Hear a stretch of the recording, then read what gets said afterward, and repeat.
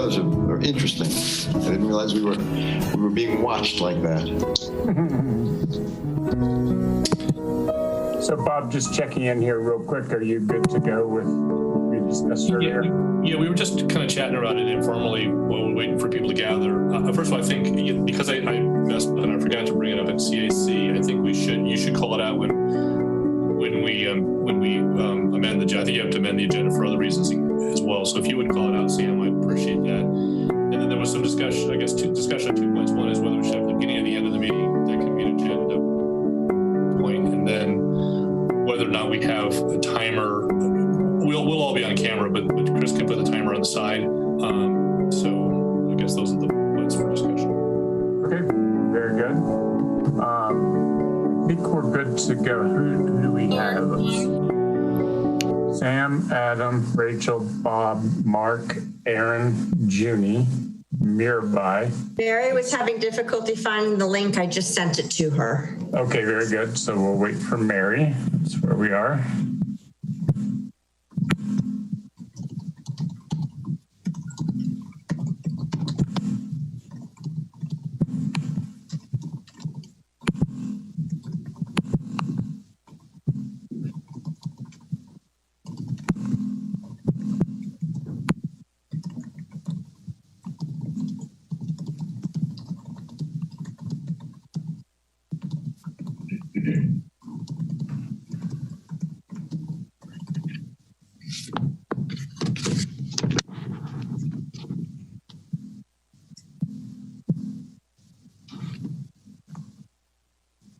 There's Mary. Okay, so I think that we have all 9 of us here. I'm ready to start.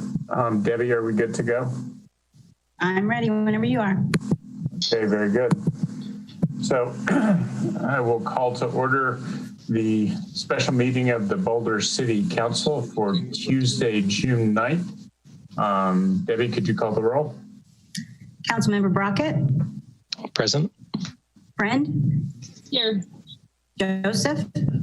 Present. Nagel. Here. Swetlick. Present. Wallach. Present. Weaver. Here. Yates. Here. Young. Present. Mayor, we have a forum. Very good. Thank you all very much. So the next thing for us to do is to amend the agenda. So I'm going to start with some pretty straightforward things.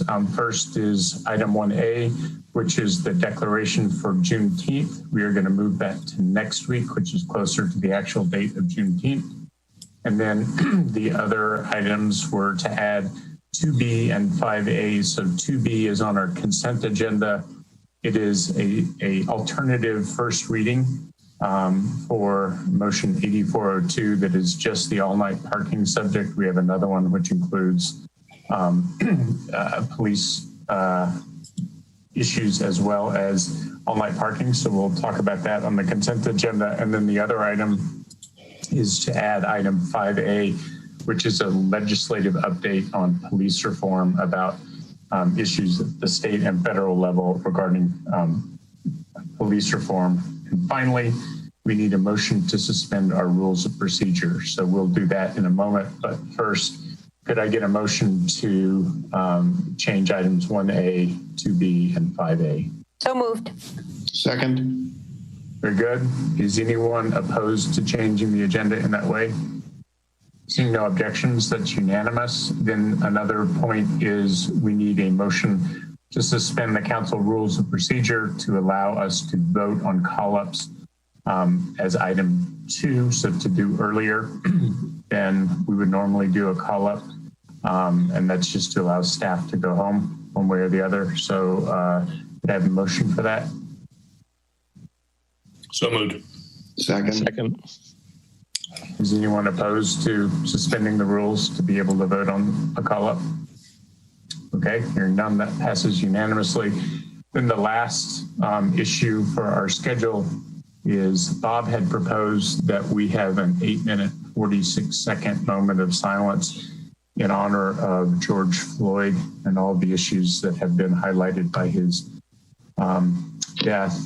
And I would ask whether we want to do this at the beginning of the meeting, which is now, or if council would prefer to do this at the end of the meeting. That was given to me to ask. So if there are thoughts on do it now or do it later or not do it at all, I'd entertain all of those. I'm having it at the end. Nearby suggests the end. Anyone else have any thoughts? Yeah, I put my hand up dutifully there. Okay. I'm sorry, I don't have that up yet. Apologies, Rachel. Okay, I didn't want to jump in. I would really prefer that we do it at the end for a couple of reasons. Number one, community members can drop off the call if they don't want to watch. And number two, we will have substantively discussed the underlying issues by that point, so we can hopefully be showing that we're committed to something beyond just minutes of silence and that we're going to take real action. So I think that at the end of the meeting, after we have made some commitments, would make some sense to me. Okay, very good. Anyone else? I'm going to agree with I think Rachel makes a really great point. So I'm happy to have us do it at the end. And I think it is important for us to have our discussion around actions first. So thank you, Rachel. Yeah, great point. I agree. Okay, so it sounds like then we need to add an item 5A under matters from the mayor and members of council to do a pause for a moment of silence in honor of George Floyd. I have a motion to do that. Is that 5D, Sam? I'm sorry, did we already? Yeah, I thought, no, 3A, B, and C are matters from city manager. I was going to bring this up under mayor and city council. So on my, okay, maybe, so is that 7A then? Maybe so. I'm looking at my script, which has matters from city managers 3. Let me get to the actual. I was just looking at the online agenda, and I think at least there it matters from mayor's member of council 7. Not that it matters terribly much, but. Good, then make it item 7A. So can I get a motion for that? Moved. Second. Any objections? Okay, in that case, we will move that down to the first item under matters from mayor and members of council. So then I have next on my script, the call up check-in. Is that right, Debbie? Yes, it is. That's correct. Okay, and on my official agenda, I have that as after the consent agenda under item 3. Yes, so I think maybe we should do the consent first. Yeah. Correct. Okay, so under consent, we have items 2A and 2B. First reading for both. Aaron, you got your hand up? Yeah, so I just thought I'd explain the purpose of what I asked for on this other item that's now on the consent agenda. So I sent in a request to CAC on Sunday evening. The original ordinance that was put on the consent agenda addressed 2 items. One was all-night parking and one was obstruction of a police officer. And my request was that we table the obstruction of the police officer question and look at how we want to change our regulations about obstruction holistic, along with the other police policies and procedures review we're going to be going through with Chief Harold throughout this year. So I'm proposing that we move forward tonight, only the new ordinance 8402 for all-night parking, and leave the obstruction question to a more holistic review of policies and procedures. So that's how I'll be voting on the consent agenda. I personally would prefer to hear both. I'd like to hear about what we have teed up, because my understanding is that the obstruction rules that are being proposed are better for people, police officers are making contact with, and it also concerns firefighters as well. So I'd like to at least hear what staff has to say about that. So I'm going to vote for both of them to move forward. And then I think we should discuss a little further. I just haven't done the brushing up on the obstruction. Mary? Just a quick question. it's procedural. Would it be appropriate to ask Chief Harold right now about how that might fit in with something holistic rather than doing it, or do we just move it forward and discuss it then and then decide then? I was proposing we move it forward, discuss it then, and decide then, but I'm happy either way. Well, that's fine. That's fine. Sam, do you mind if I just make one more comment? No, go for it.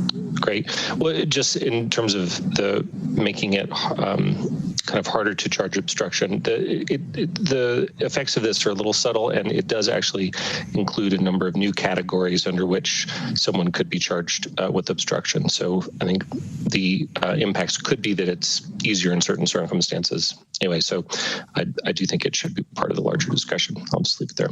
So just to be clear, what we're doing is adopting the state law. So officers could always charge under the state law. So we're not adding any new things that officers couldn't do before. We're just taking away anything that was different under the local law. Okay.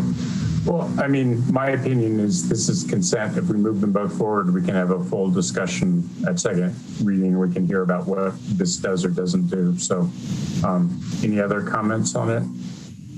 Yeah, I guess I'm just confused procedurally because I have some concerns in line with Aaron's, and I don't know that we want to adopt a state law that maybe the state should be changing.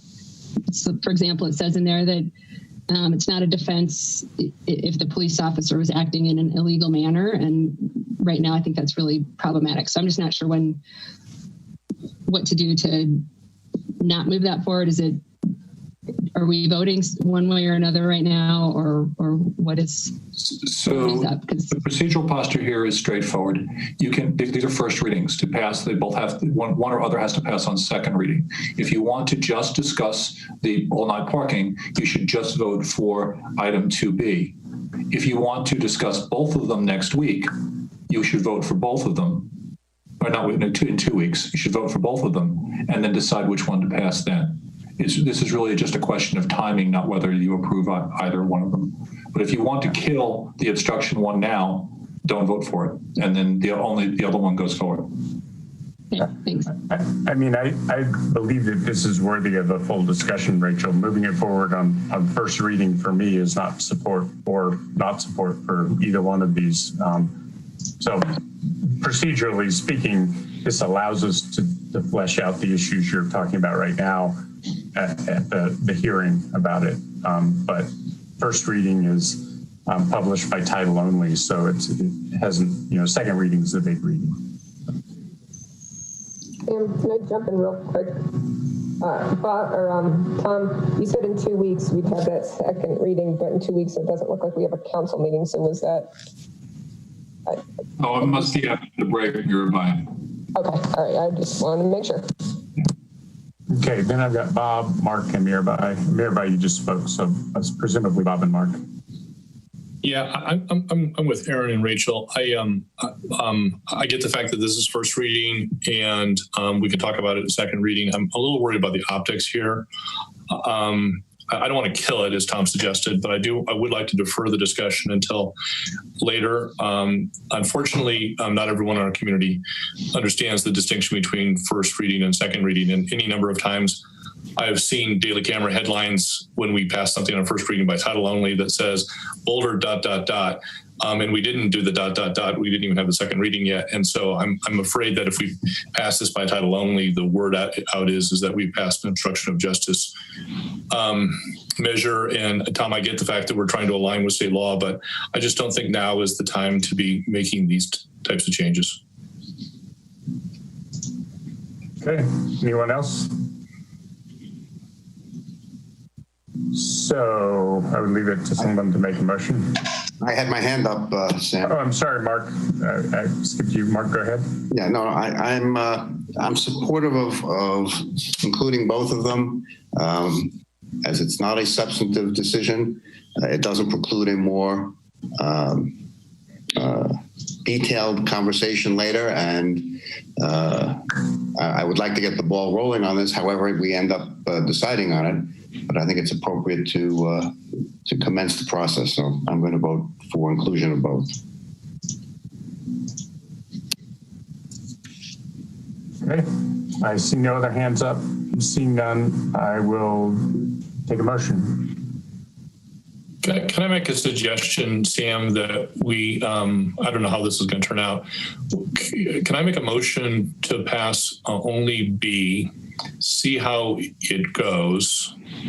If there's a majority, then I think we're done. If there's not a majority, then someone can make a motion to pass A. Does that make sense?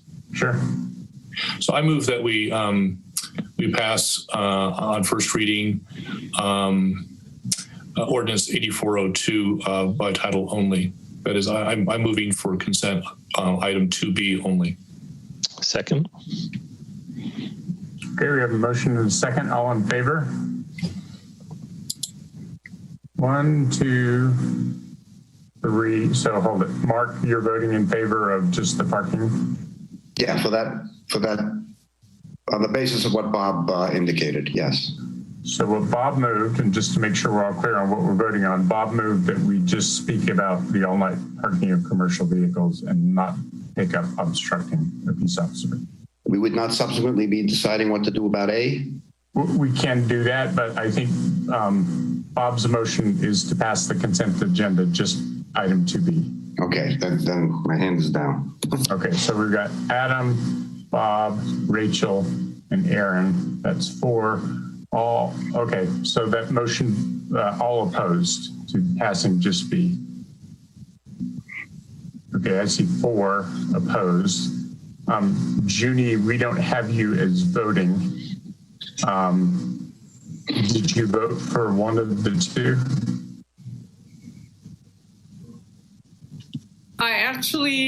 I did. Okay. Did you vote just for 2B, which is just the all-night parking? Yes. Okay, so that passed 5-4. I didn't see your hand, Junie. So we will talk about, we'll not pass ordinance 8396. We'll instead pass motion 84, what's the final bit? 8402. 8402. Okay, so 8402 passes. And that's what we'll be discussing on second reading. Okay, thanks for entertaining my proposal. Sure. Okay, next we have the call-up check-in. And so, Debbie, do you want to take us through that? For call-up tonight, you have a concept plan review for 3 vacant lots at 4775 and 4649 Spine Road, totaling 9.8 acres with a new residential development with 268 residential units in 10 buildings. The development is proposed to include 25% permanently affordable housing or 68 units. On the southernmost lot, proposed residential units consist of studio, 1-bedroom, 2-bedroom, and 3-bedroom apartments. And I believe this is the Celestial Seasonings. And so I don't see any hands up here. Would somebody like to Mirabai? Yeah, I'd like to call it up. Okay, so we have a motion to call this up. Any discussion? I mean, do I need to have any right now, or? No, I just have a question for Mirabai. So I just wanted to know what outcomes you're looking for out of a concept review. So I think I just texted you, but there's multiple issues, and I'm taking these directly from the many people that have reached out to me on this project. So it ranges from the walkability that it scored, the lack of traffic study that has not been done, the decreased bus routes that are now happening on Spine, the number of vacant apartments in the area, the carrying capacity of Gun Barrel that staff themselves have stated is massively over their capacity at the moment, wildlife concerns, density concerns, mass concerns, separation of affordable housing concerns, to name a few. And another big one is the open space, not to be confused with capital O, capital S. However, the open space surrounding the development. Separation of open space. So they're, I'm sorry, so separation of affordable housing or open space? I'm sorry. So separation of affordable housing is pushed to the one, it's basically segregated from the rest of the development. And so I've heard a number of concerns that it's not mixed in with the development rather than being pushed to one side of one end of the development. But then there's also concerns about the open space, meaning not capital O, capital S for like open space in mountain parks, but the open space associated with what a project is required to have within the development area. We got Bob and then Aaron. Thanks for that, Mirabai. That was very helpful. I'm not opposed to having a discussion about all the things that Mirabai suggested and anything else that council members would like to talk about. I think those are good things. And of course, concept reviews are binding feedback. So I think property owners are always appreciative of having that feedback before they spend the money in preparation for site review. So I think that's a great discussion to have either tonight or if council would prefer to schedule it at a different time, that's fine too. I'm a little bit worried about the time. Call up, I think, technically requires a public hearing. And I believe that the planning board's public hearing on this was quite lengthy. And I'm a little bit worried about the amount of time that it might take to conduct a public hearing. So that's my one concern. I think a robust discussion on all the things that Mirabai talked about and anything else people want to discuss is just fine, again, tonight or later. To provide that feedback to the developer. But if we can figure out a way to have that discussion without a lengthy public hearing, I'm afraid we're going to lose effectively a full council meeting at a time when we have a lot of other topics coming up, including the discussions around municipalization, which I know are going to probably take up a fair amount of our time in July. The ballot measures, our continuing budget issues, our continuing COVID responses. I think we just have a lot of work to do over the next couple of months. I'm a little bit worried about losing a council meeting on a lengthy public hearing. So if we can figure out a way to have the discussion that Mirabai suggested without a public hearing, I would be supportive. If we must have a public hearing for call up, then I guess I'll vote against call up. Aaron? Yeah, thanks for that, Bob. I think as I understand it, the planning board had a very thorough hearing on this question, heard a great deal from members of the public, and I think that, like Mirabai had said, a lot of that input has been funneled onto us already. So what I would propose would be that each of us could give a few sentences about our what we think about the project and the direction that's going in, and if any changes we might recommend or ask for, and do that this evening rather than call it up and have a separate hearing, since it did get a good hearing in front of planning board. Rachel? Yeah, I'm with Bob and Aaron on this one. I wouldn't want to spend a lot of time when we're in the middle of a couple of crises. I would much rather have a full meeting dedicated to police reform myself. So because we're getting public feedback at planning board and we're going to get it again when it comes back to us for site review, I would not call it up and just have the discussion. Okay, no other hands are up. I'm going to support calling this up. I think we should always call up concept plans for really big developments. This is big in the sense that it's 10 acres, so it triggered the site plan review requirement for that reason alone. So I think scheduling is something we can work out. I don't think that it needs to be an either or thing. I want to have a robust discussion on police oversight and other issues of racial equity. I don't think this is an either or discussion. Last week, we heard from lots of council members who were opining that we needed to pay more attention to what's going on in Gun Barrel. And I think if you ask the people who lived in Gun Barrel, this would be one of the things that they would like to see us look at and talk about. I feel like calling things up a concept plan is good, because calling things up at site plan review is a very difficult thing to do. The developers have sunk maybe $1 million into detailed planning at that point. And so calling up a site plan review is very fraught. And council tends not to do that now that we can call it concept plans. So I think we should look at this at the concept level. I don't know that there will be as many people who turn out at the concept plan review. The night that planning board heard this, they also heard the comp plan, which had several things around Twin Lakes. So I guess for me, I think this is the appropriate time to have a look at this project. We can try and do in 15 minutes what Aaron suggested, but I think we would be much better served to hear in detail about it. We don't have staff tonight to make a presentation, for example, and I want to hear from what the neighbors have to say.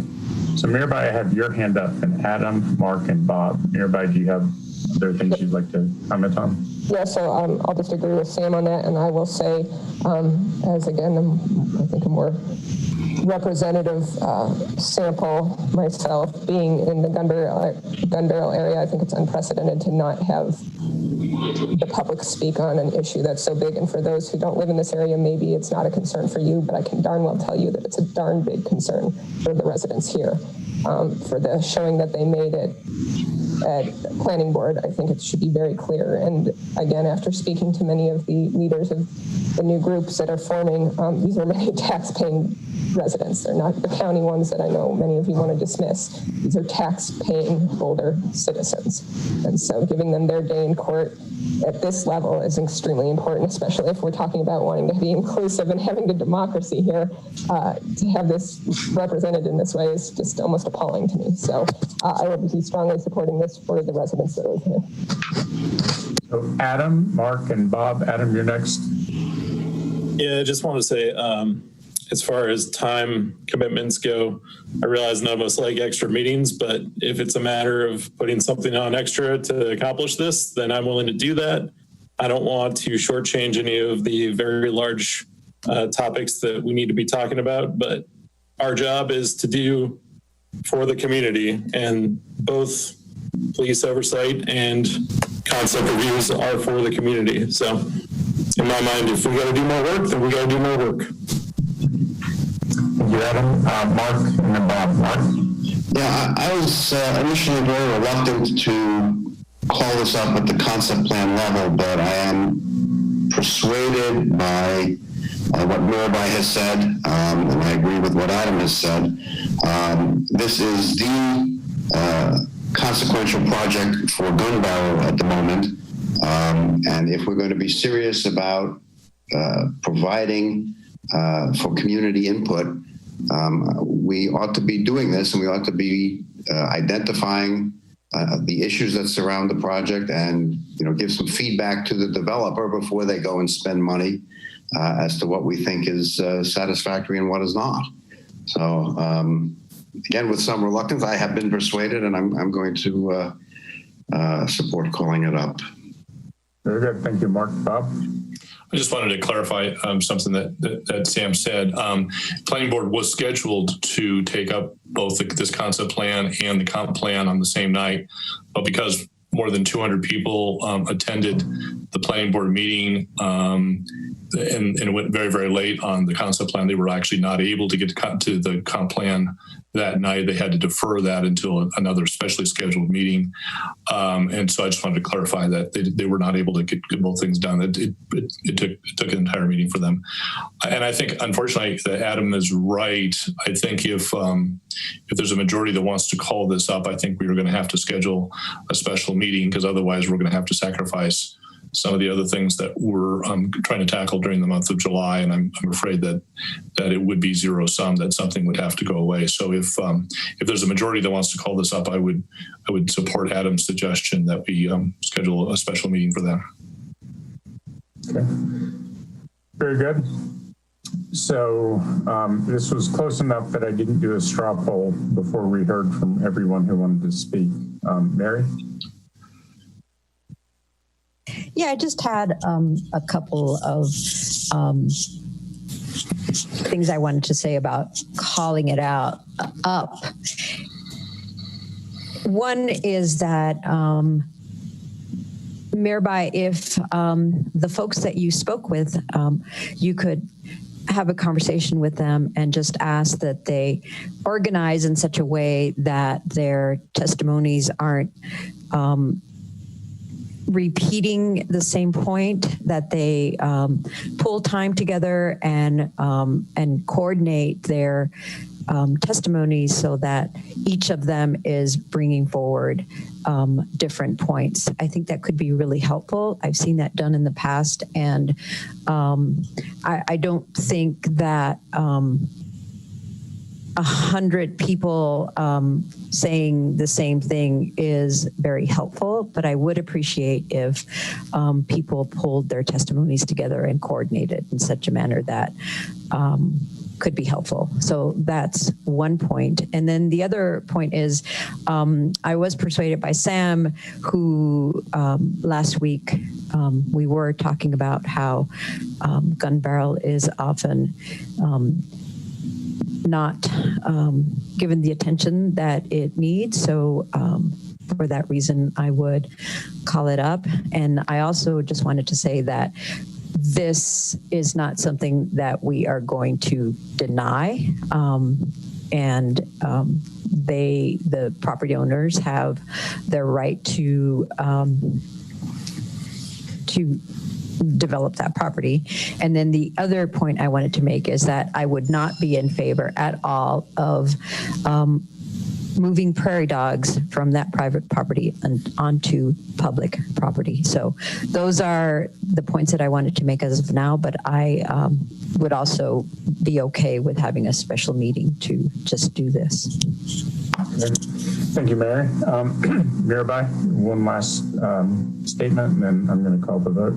Yeah, I was just saying that I'll ask the residents to do that, but I think, again, coming from their side of this, that them showing up in mass is trying to get your guys' attention to realize that this is a project that do not harm their neighborhood, and that the scope, mass, and a ton of the other issues that I already raised don't float real well with them, and I don't think that they feel they have any other way of getting your attention other than to show up in this way. So just to give you all a heads up. Okay, very good. Okay, so I think I will call for a vote on this. Mirabai made a motion to call it up. Does anyone want to second that? Sure. Okay, so we got a second from Mark. All in favor of calling up the concept plan, raise your hand. So I count 1, 2, 3, 4, 5. All opposed? 1, 2, 3, 4. Okay, so on a 5-4 vote, we will call up the concept plan for the Celestial Seasoning development. Okay, very good. Getting to the next item. I just aid CAC, Sam, if I could just jump in. Adam suggested, and I agreed, and I think Mary agreed, that we schedule a special meeting for this. Any other discussion from council so that CAC can do some calendaring next Monday? So I got a chat that reminds us that we have it scheduled tentatively for the 21st. Jane, you sent that to me. Could you tell us how long we have for that as a reminder? I don't have it up on my screen, but I believe that we scheduled that for 150 minutes. So 2.5 hours. Got it, which should probably be enough to get through that. And you said that was in July. I'm pulling up my July. It's the second regular meeting in July. So July 21st. Yep, I got it here. And so it looks like that meeting is currently scheduled for right at 4 hours with 3 hours set aside for that concept plan review. So Bob, to your point, we already have a placeholder, and at CAC we can talk about whether we want to move it to a special meeting. Is that good enough? No, I was aware of that. I had heard some suggestions about having a special meeting. I just wanted to see if there was an interest in holding a special meeting so we could put other things on the July 21st meeting. Rachel, and then Adam. I have an aside.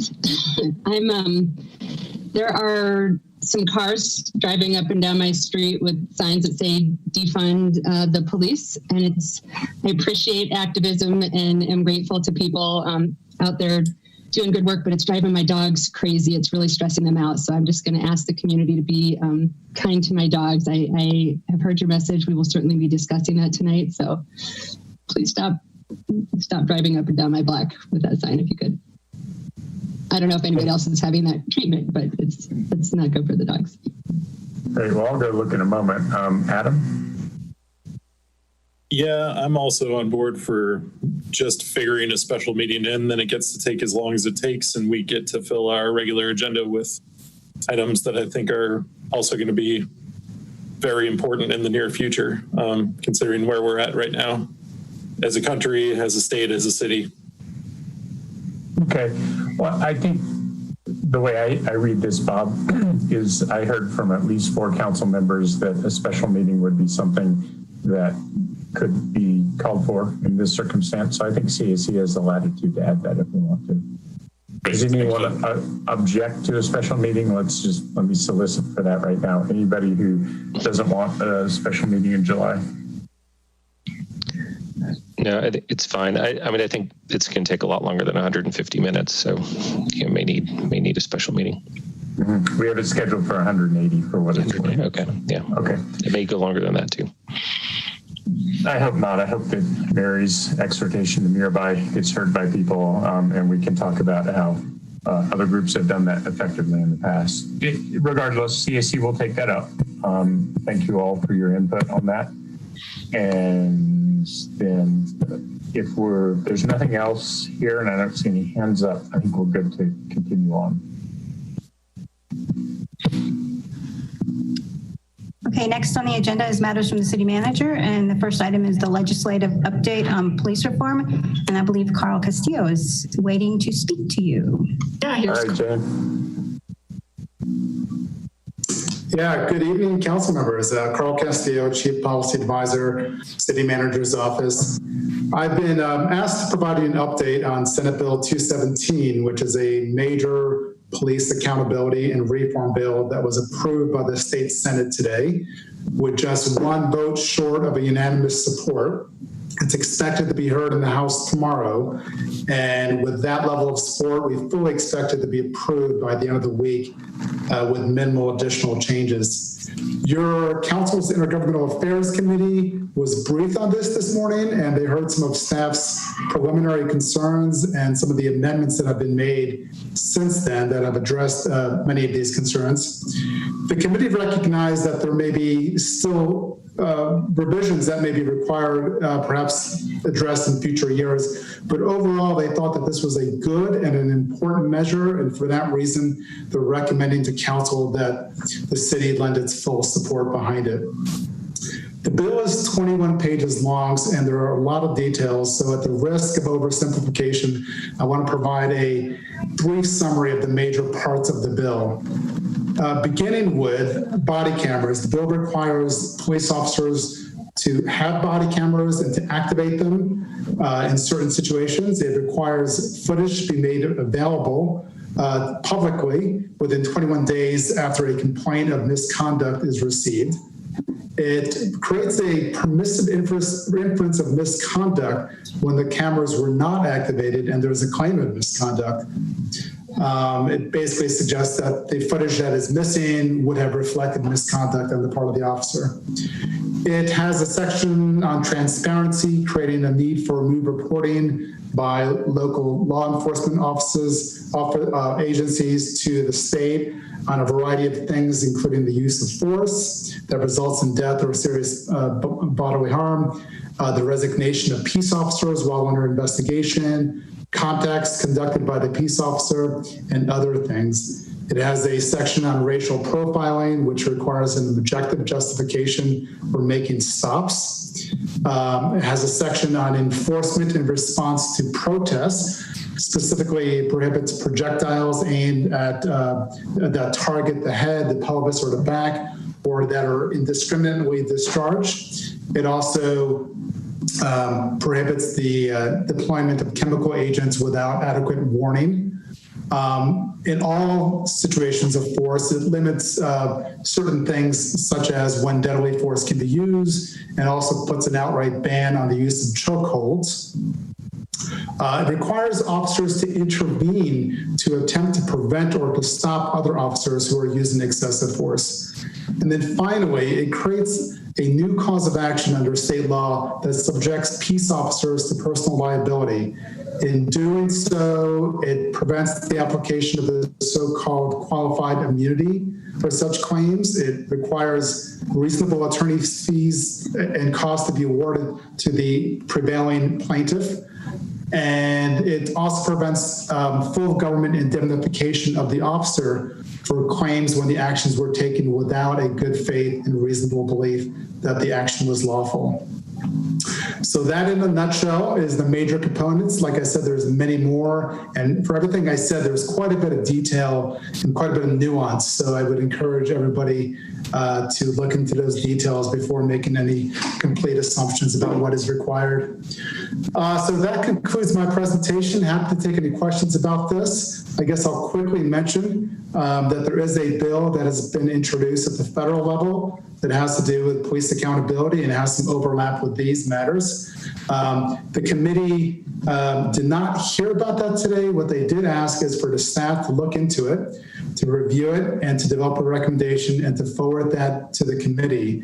The committee would then make a recommendation and bring that back to you at a subsequent date when we will have had time to review it. And for that matter, at that point, it will hopefully have been formally introduced in the House. So that's all I have at this point. Great. Thank you, Carl.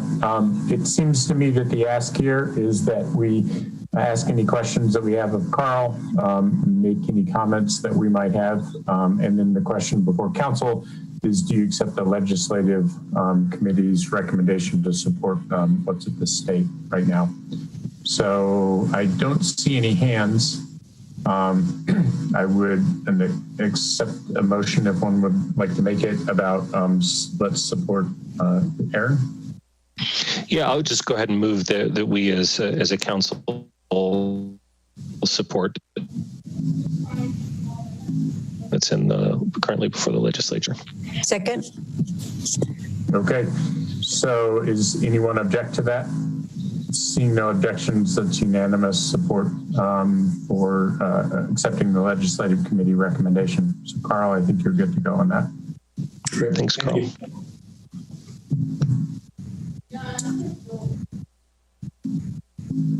Jane? Yeah, we're on to the next item. Debbie, do you want to read that? Sure. Your next item tonight is the police oversight discussion, and I believe that Chief Harold and the Police Oversight Committee is going to do some presenting as well. Right. So the first presenter is Amy Kane, who is our Equity Program Manager, and she's been leading this initiative, and that will be followed by Chief Harold. Amy? Hi, thank you so much. Good evening, Council. Thank you for your continued support of this work, and thank you for allowing the time for us to present the work of the Police Oversight Implementation Team. As Jane mentioned, and most of you know me, my name is Amy Kane, and I am the city's Equity Program Manager. I've been supporting the work of the implementation team and the task force along with my colleague Pam Davis,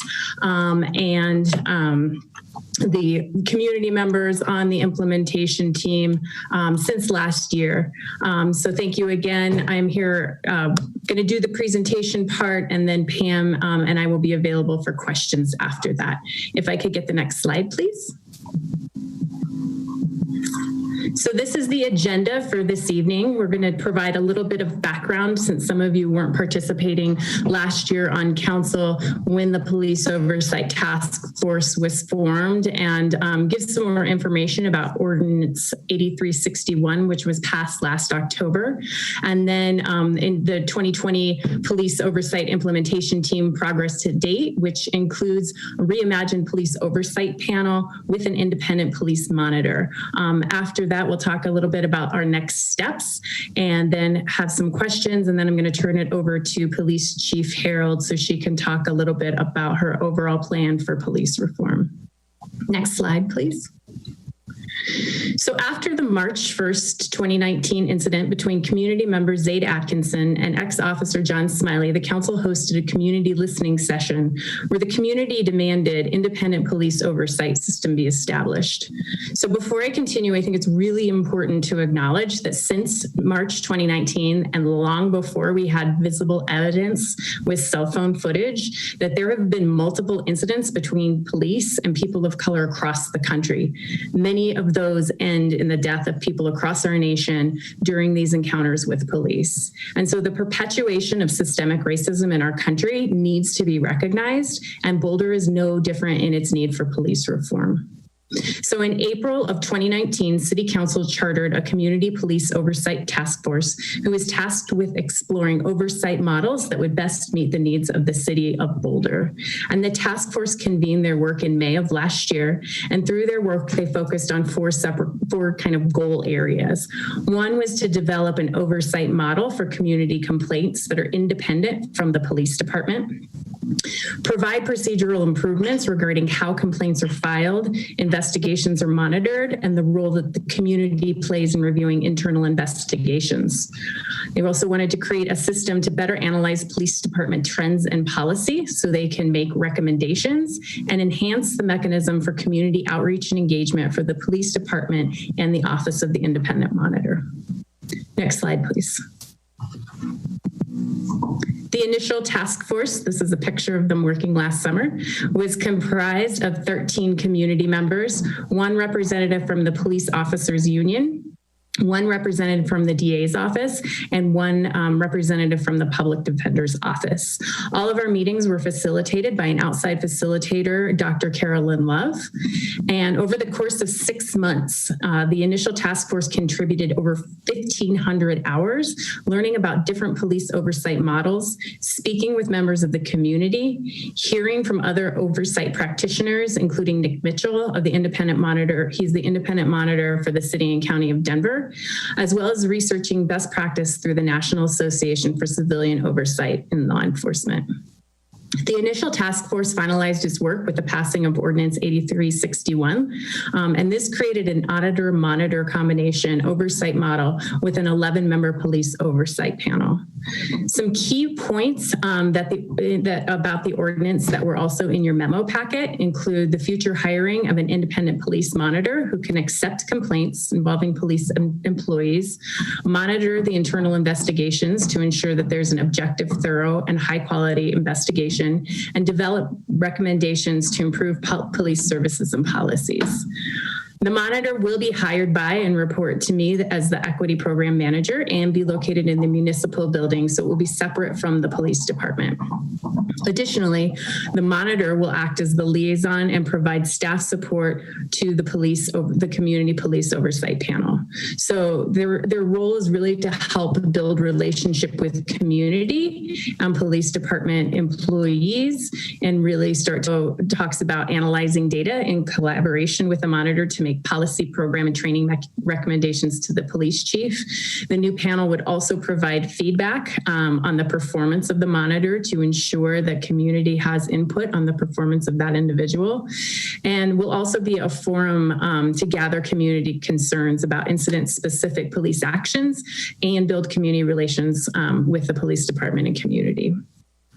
So one of the things that was also highlighted in the original ordinance was the request to form an implementation team with a subset of original task force members so they could continue the work with city staff in forming out the details of this process.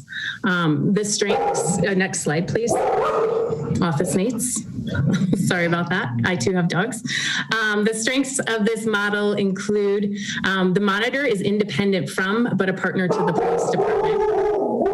Complaints from community members and police officers can be taken outside of the police department, so that gives better community trust and confidence in the process. The monitor working in a separate building from the police department makes it more accessible for our community members, and the monitor can also make disciplinary action or disciplinary recommendations with a full picture and understanding of repeat complaints and potential corrective actions that may be necessary. This model also offers the opportunity, as I mentioned before, to make policy recommendations for the police department after they've had the opportunity to really analyze the data and trends. So next slide, please. Apologies. On January of 2020, the Police Oversight Implementation Team began its work, and they've been meeting every 2 weeks to work through the implementation elements of the ordinance. There was just one session that we had to miss due to the pandemic, but we have maintained meeting via Zoom like I mentioned, every 2 weeks. And so the implementation team is made up of a subset of the original task force members, as well as city managers, staff from the city manager's office, from our police department, and also our innovation and technology team. The committee identified 4 components where they're really focusing this work, and that is the role of the independent monitor. So they really worked hard to put together the position description for the independent police monitor, and also design the interview process for the position. Due to the complex nature of this role, we've been working with an outside recruiter to help us as we've been hosting a national search for this position. The police oversight panel, they've also been focusing on that component, including the structure of the panel, the role, and the recruitment opportunities for finding the best community members to participate on that panel.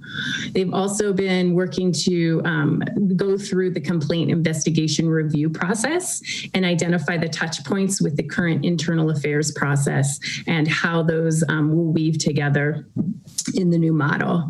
And then they're also looking at different types of community engagement mechanisms to ensure that we are hearing from all voices in the community, particularly those who are most hard to reach or have a lack of trust with our police department and the government.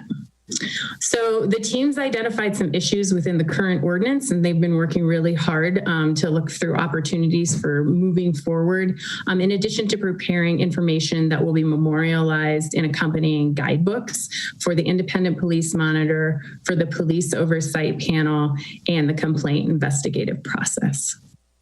Next slide, please. So I wanted to say we've heard from some community members of late really asking why it's taking so long for this implementation process to happen. And I just wanted to remind everyone, as we discussed last year, that communities who endeavor to implement community police oversight models usually require 18 months to 2 years in order to successfully implement whichever model best fits their community. There's a lot of talk about best practices, and there's no such thing with community oversight for a best practice. It's all dependent on the community which the civilian oversight will be happening in. So given the level of detail that's required to consider and the complexity of the implementation team has steadily and strategically been working their way through all elements of the ordinance. We started this work in March of 2019, and it's been a long journey with people of vastly different life experiences. So part of our thoughtful approach to implementation involves continuing to build the understanding across members of our police department of the perspectives of our community members of color. Because this work is steeped in centuries of racial oppression, we recognize that this endeavor is more than just changing police policies. This is about changing our culture.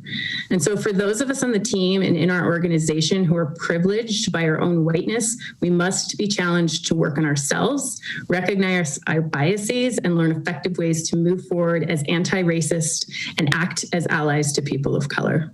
So once a revised ordinance is drafted, the implementation team wants to allow time for the police union attorneys to review the ordinance and to ensure that there are no violations with the police contract before we bring the revised ordinance back to you all in September for review and adoption. So next slide. With that, I would like to invite council to ask Pam and I if there's any questions that you'd like to have answered.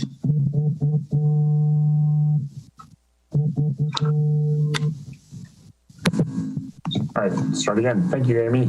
Yeah. Much appreciated. I have 2 hands up. We'll start with Mary and then Aaron. Mary?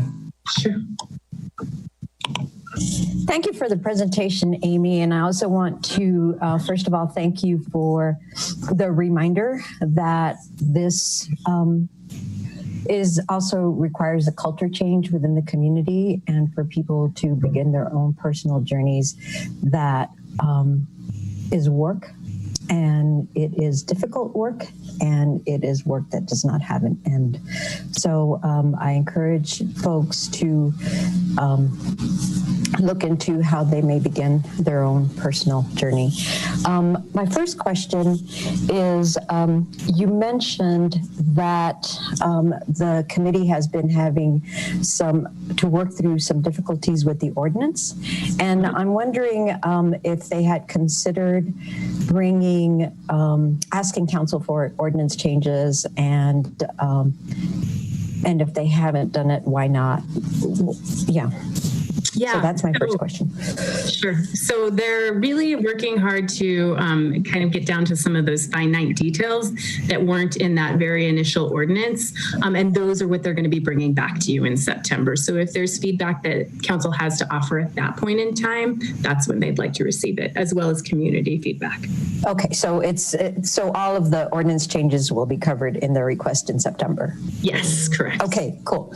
My second question has to do with one of the functions of the oversight board will be policy recommendations, and you mentioned that they will be looking through the data and through that making the recommendations. And I'm wondering, to what extent will the board conduct outreach to the community, and is that part of the plan? Yep, absolutely. So we're calling it a police oversight panel at this point. It could change in the next few weeks, few weeks. And so yes, the intention is to absolutely build relationship with community and reach out to, like I mentioned before, some of those communities who we don't necessarily hear from to help inform some of that policy. As you are aware, council allowed for funding for a data scientist. So Lee Alvarado Benson has been participating on our implementation team, so she can understand a little bit more moving forward what kind of data is going to be useful for the police department and for the police oversight panel and the independent monitor, so they can make policy recommendations. The other ask for the independent police monitor, which won't show up in the ordinance, but we're really looking for a practitioner who has experience in this work, such that they're connected with other members of the NACOL network and other practitioners of civilian oversight, so they can hear and stay up to speed of what some of those policy recommendations are that other communities are implementing. Thank you. And so my final question, that was a good segue to my final question, which is, will there be a community event similar to the one that for police chiefs, for the community to come meet the candidates through an open house? So that's what we're trying.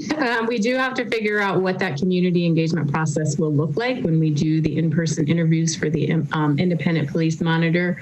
In a best of circumstances, we would just do a lovely open house, but with the pandemic, we're strategizing what makes the most sense and what the timing will look like so that we can get feedback from the community on that role, recognizing that this is a very important critical hire for the organization.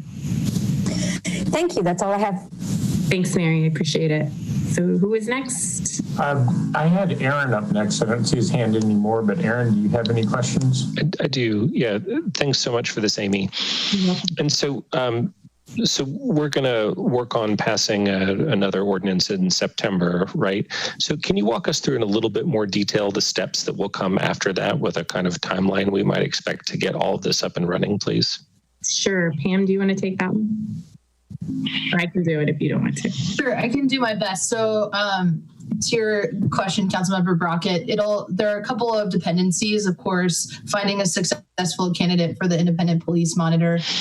We want to make sure we hire the right person that the community wholeheartedly supports.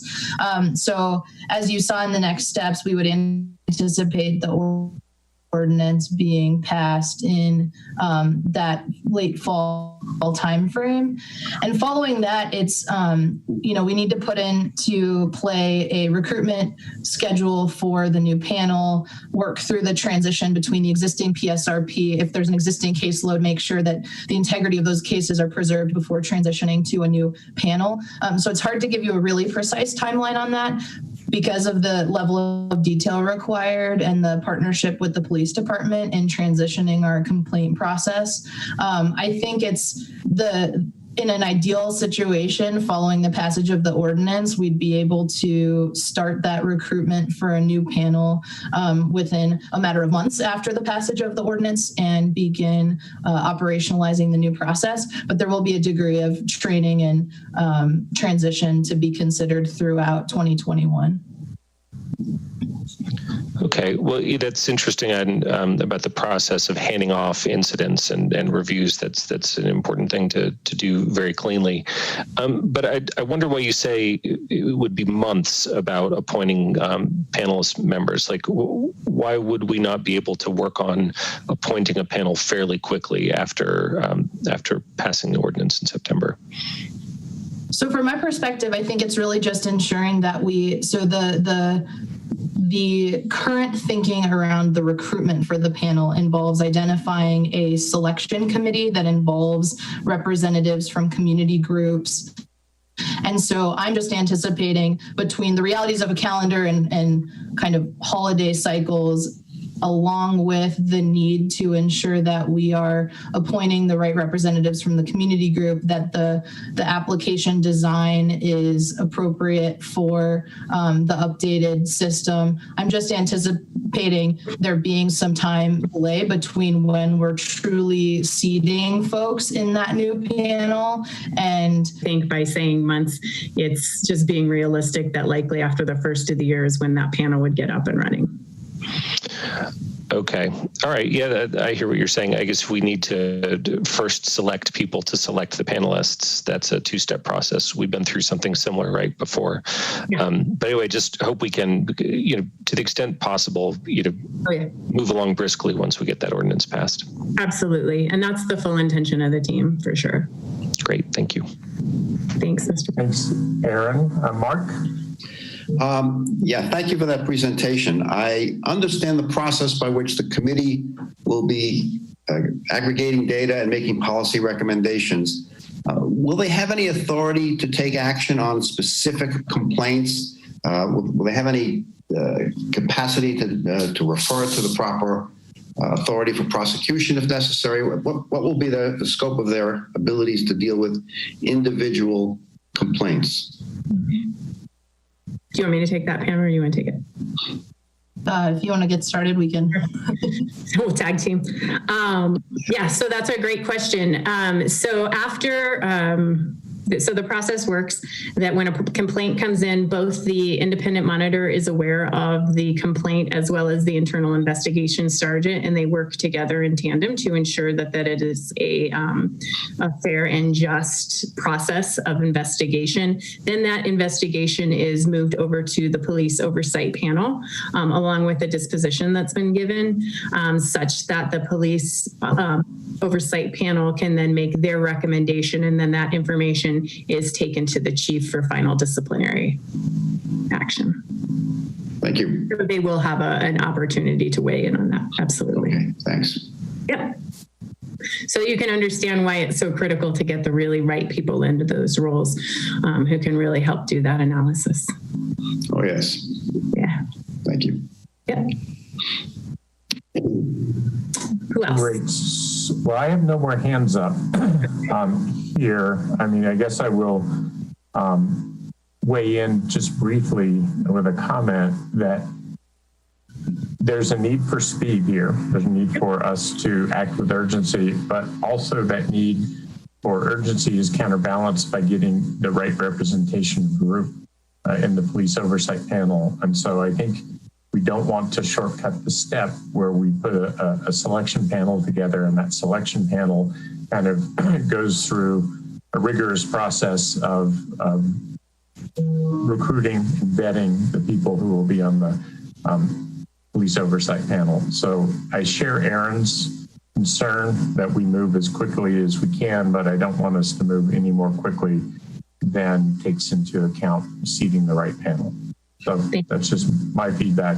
I know it's a balancing act, and I appreciate both the need for moving quickly as well as the need to make sure that the composition is right. So thanks for all your hard work, Rachel. You're welcome. I just wanted to thank Amy and also the oversight implementation team. It's a lot of hours and a lot of hard work, and I've talked to some of them about the intensity of the work, and I'm just really impressed and grateful for the work you all are doing on this. Thank you for that. That's very kind. It's an honor, honestly, to do this work. So thank you. Good. I see no more hands up. So I guess, Jane, I'll kick it back to you. Thank you. And we do have a presentation now by Chief Maris Harold in response to some of the requests that you received, we discussed at CAC. So Chief Harold. Thank you, Jane. Good evening, members of council. I've put together a brief PowerPoint slide presentation for this evening. I am hoping that everybody received my Boulder Police Department Strategic Action Plan statement. I will not go through each of those steps again, but I thought it is important to summarize and then go into a little bit more detail in a couple categories that I'm very passionate about that I think does have an impact if we all want ethical, effective, and equitable policing. So next slide, please. I have one warning though.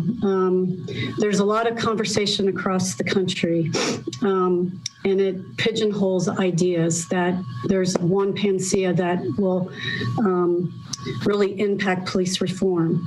But my warning is this work is very complex. It has to be comprehensive. And the work that we're about to talk about and begin in Boulder has to become the fabric of the police department. So with that caveat, let me start reviewing these categories, because if you look nationally across the country, what is being demanded by civil rights attorneys, by the community, by certain groups nationally fit in each one of these categories. And so there are no simple answers, but I do think we get to it if we understand the complexities that we need to change policing. And so first and foremost, we have to look at accountability measures within the department and without. The most important thing that we can do in this category is have an internal audit and inspection process that reviews very important policies and procedures throughout the department. We also have to become CLIA accredited. That means third-party experts are constantly coming in to our police department and ensuring that we have model policies and that we have inspections processes monitoring this on a full-time basis. The next section, the next category that's extremely important is for the police department to understand its own data sets. And so we have to have a robust technology platform that supports our understanding not only of traffic and pedestrian stops, but all non-consensual stops with the community. And on top of that, you have to have a technology platform that supports early warning systems. And that simply has a list of at-risk behaviors that police officers that are involved in that triggers a red flag to frontline supervisors to stop that behavior before it becomes problematic. The next large category, again, is training.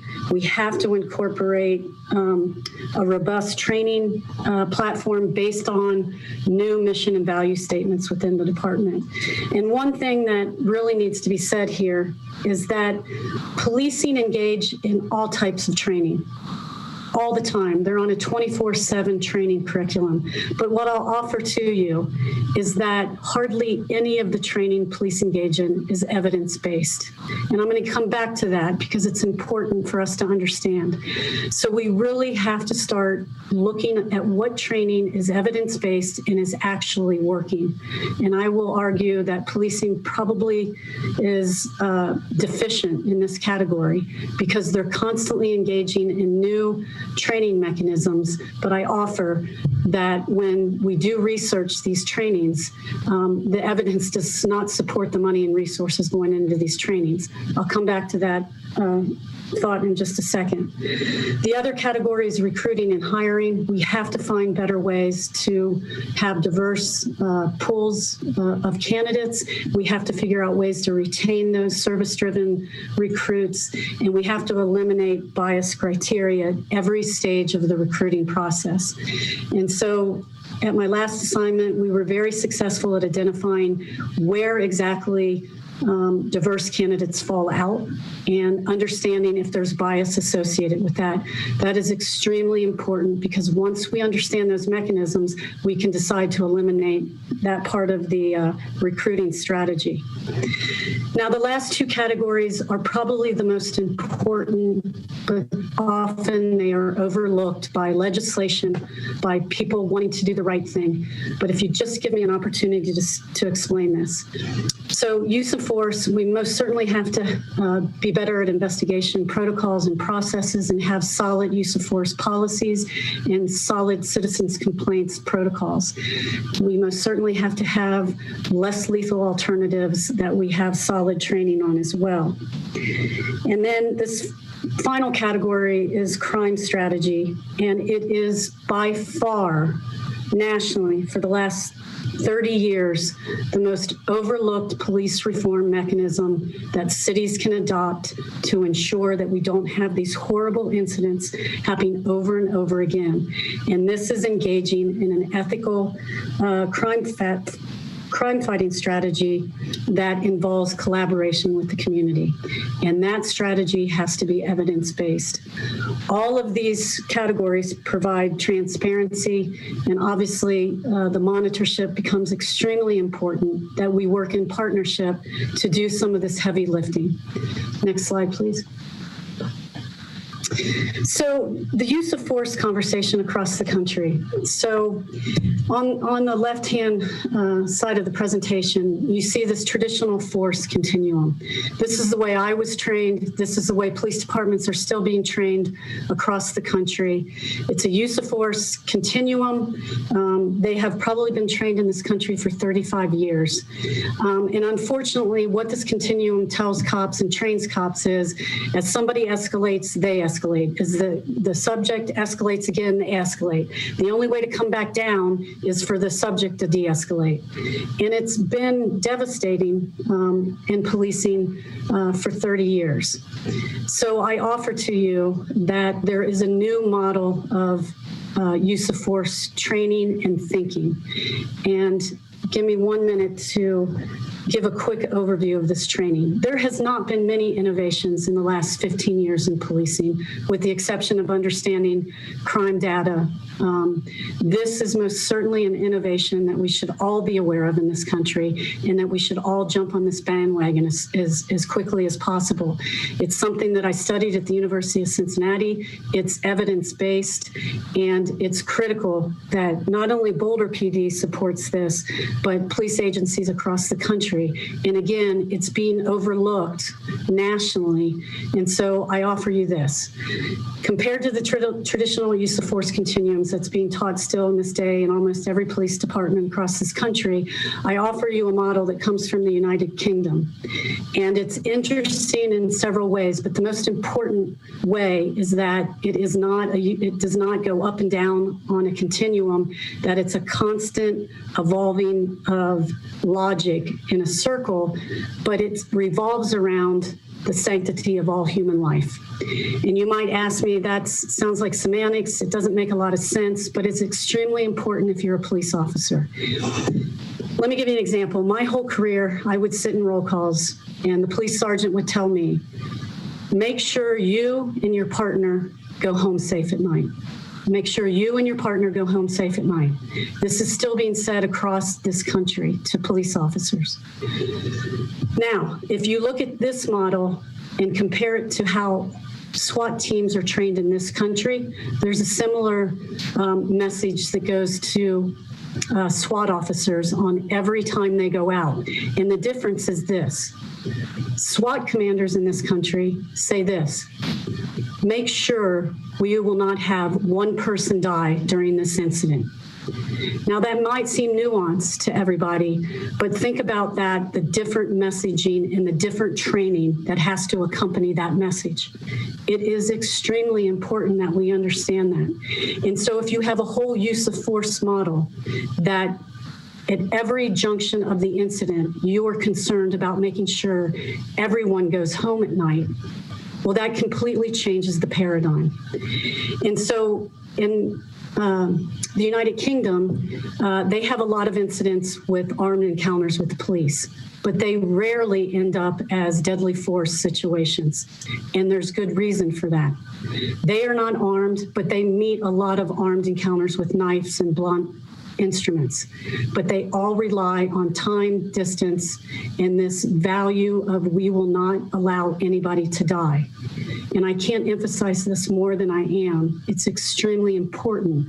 And even though the United Kingdom is engaged in this type of use of force training and model, I offer you they stole this from the United States SWAT teams, because the SWAT teams in this country rarely have incidents like the one that you see in Minneapolis. They are trained completely differently, and I offer they are trained in this model and have been for the last 30 years. Next slide. Again, if we're interested in police reform and we're listening to the national calls for reform, I do believe that the things that everybody is requesting is simple. The police must engage diverse stakeholders and perspectives. We must develop meaningful partnerships and collaboration. The lessened need for enforcement and justice responses. Police have got to quit depending on traditional responses of enforcement. And then lastly, the police produce ethical, effective, and equitable results. And that means that everything that the police engage in has to become evidence-based. It must become evidence-based. And so I bring this concept of problem-oriented policing back to you for your support in this crime strategy. It has been very successful in cities. For some reason, I don't understand it is not adopted on a national level. It needs to be, because it's harm-focused, it's evidence-based, it's collaborative, and it does not rely on traditional enforcement mechanisms. So with that, I offer to you this, that all of these concepts I commit to you. They all have to be done together. They all have to be done comprehensive. And I need the support of city leadership, city manager's office, and the monitor to accomplish these very challenging goals. But the Boulder Police Department has the capacity to engage each and every one of these successfully. I just need your support to ensure that they all happen, because they are all equally important. Thank you. If you have questions, I'll be glad to answer them. Thank you, Chief. And we're just getting hands up while people are getting organized to ask their questions. I would just say thank you for the excellent presentation. I think that you will find that you have the support of city leadership on making whatever progress we possibly can on the subject. It is the matter of an intense focus right now for very good reason, and we appreciate you being here to help us work on this issue. So I have Bob's hand and Rachel's hand up. Bob, go ahead. Chief, thanks so much. That was an outstanding presentation. And you certainly have my support. I can't speak for my colleagues, but you have my support on everything you talked about. I like to think, and I do believe, that you would be making the same presentation to us during your first weeks on the job as our chief, regardless of the what is happening on the national front. So we are very fortunate to have the right person in the chief position at this point in time. I think these are things that you were planning to do anyway, and so I'm happy that you have the training in the background to achieve things that need to be done, not only in our city but across the country. And I hope that our city can be an example to other communities. As you develop these changes and reforms and, quite frankly, different ways of thinking. Chief, I do have a question for you. This sounds like a tremendous and ambitious program. Do you envision reporting back to council and the community on a periodic basis? I know this is a lot of work and it's going to take a lot of time, but do you envision checking in with council and the community periodically as you implement these changes? Yes, and I think that's the only way this works. And I always try to present as frequently as possible, but I think it's so important that you understand the complexities in the work that's being done, especially on the data points. And so I envision that every 2 months, every 3 months that I come back and I show you the progress that the police department's made. Many of these initiatives have begun already. Unfortunately, on some of this stuff, it requires people from other parts of the country to come in and train the police department on some of these bigger lifts. And so I would have already started this training on the ICAP model if we weren't in a pandemic. But to answer your question directly, yes, and we can decide what that frequency is, and I'm glad to come back. It's important. Very good. Thank you. Bob, we have Rachel, Junie, Mary, and Aaron. Rachel. Thanks. So procedurally, we're going to have a discussion after this, right? We're just on questions right now. Is that true? Correct. Yeah, mostly. Okay. So thank you, Chief Harold, for that presentation. It was very informative. My question is, we've seen a lot in the last weeks where police departments around the country have been acting like more what you might expect to see in war zones, tear gas, and just a very militarized feel to the police departments. And I had brought this up yesterday at CAC, but I am curious to know, what do we possess in Boulder that is either is it 1033, the direct federal repurposing of military equipment, but also what do we have in terms of things like tear gas or things that might make our department feel military-like, and also what's in the budget that might be spent this year for those things. And I don't know exactly what all to ask for, but you know, what's good. I believe, obviously we have SWAT team capacity at Boulder Police Department. Obviously we have patrol rifles. Obviously we have tear gas, pepper ball. But I will offer that I look to these resources not as a military, because you know how I feel about the police were never designed as an invading military, and I am passionate about that. Unfortunately, though, there are situations that happen across the country that if we did not have that equipment, I believe, active shooter situations, large events where there's tons of capacity for really horrible things happening, people driving into crowds. I think we would be at a complete disadvantage without some of these resources. I think the key is to have policies and procedures on when these would be used, and making it very restrictive of when we would need these resources, and that I would be the ultimate decision maker on when we would need these resources. A lot of these weapons that police departments have for the last 15 years been acquiring have been because of situations in communities where you have people that can outgun the police department in certain situations. So I think that you've seen this when you have active shooters that actually have thousands and thousands and thousands of automatic rounds, and the police departments don't, and we can't combat that. I think that you've seen that across the country, that police departments have to have resources to combat that type of violence. And it would be counterproductive for me to say, in civil unrest, that we would use these types of weapons during crowd control. But I do need resources if we would have an incident where our patrol officers could not respond accordingly, if we had active shooter situations like you've seen across the country. And so even though I don't want them part of the police department, I think that it is an absolutely needed resources to combat some of the situations that you see when you have suspects completely have a day's round, like in Las Vegas. That suspect could have gone on shooting for probably 3 to 4 days. And so that's what concerns me, is that we could properly respond to those type of incidents.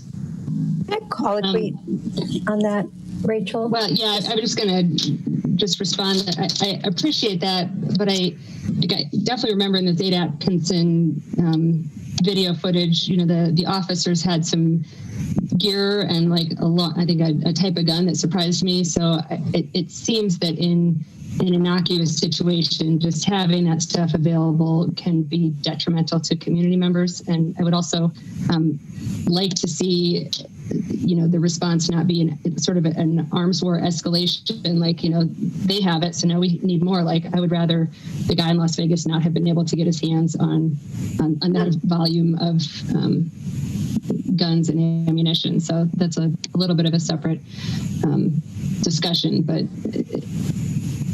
there needs to be some rational relationship and probably more discussion on this.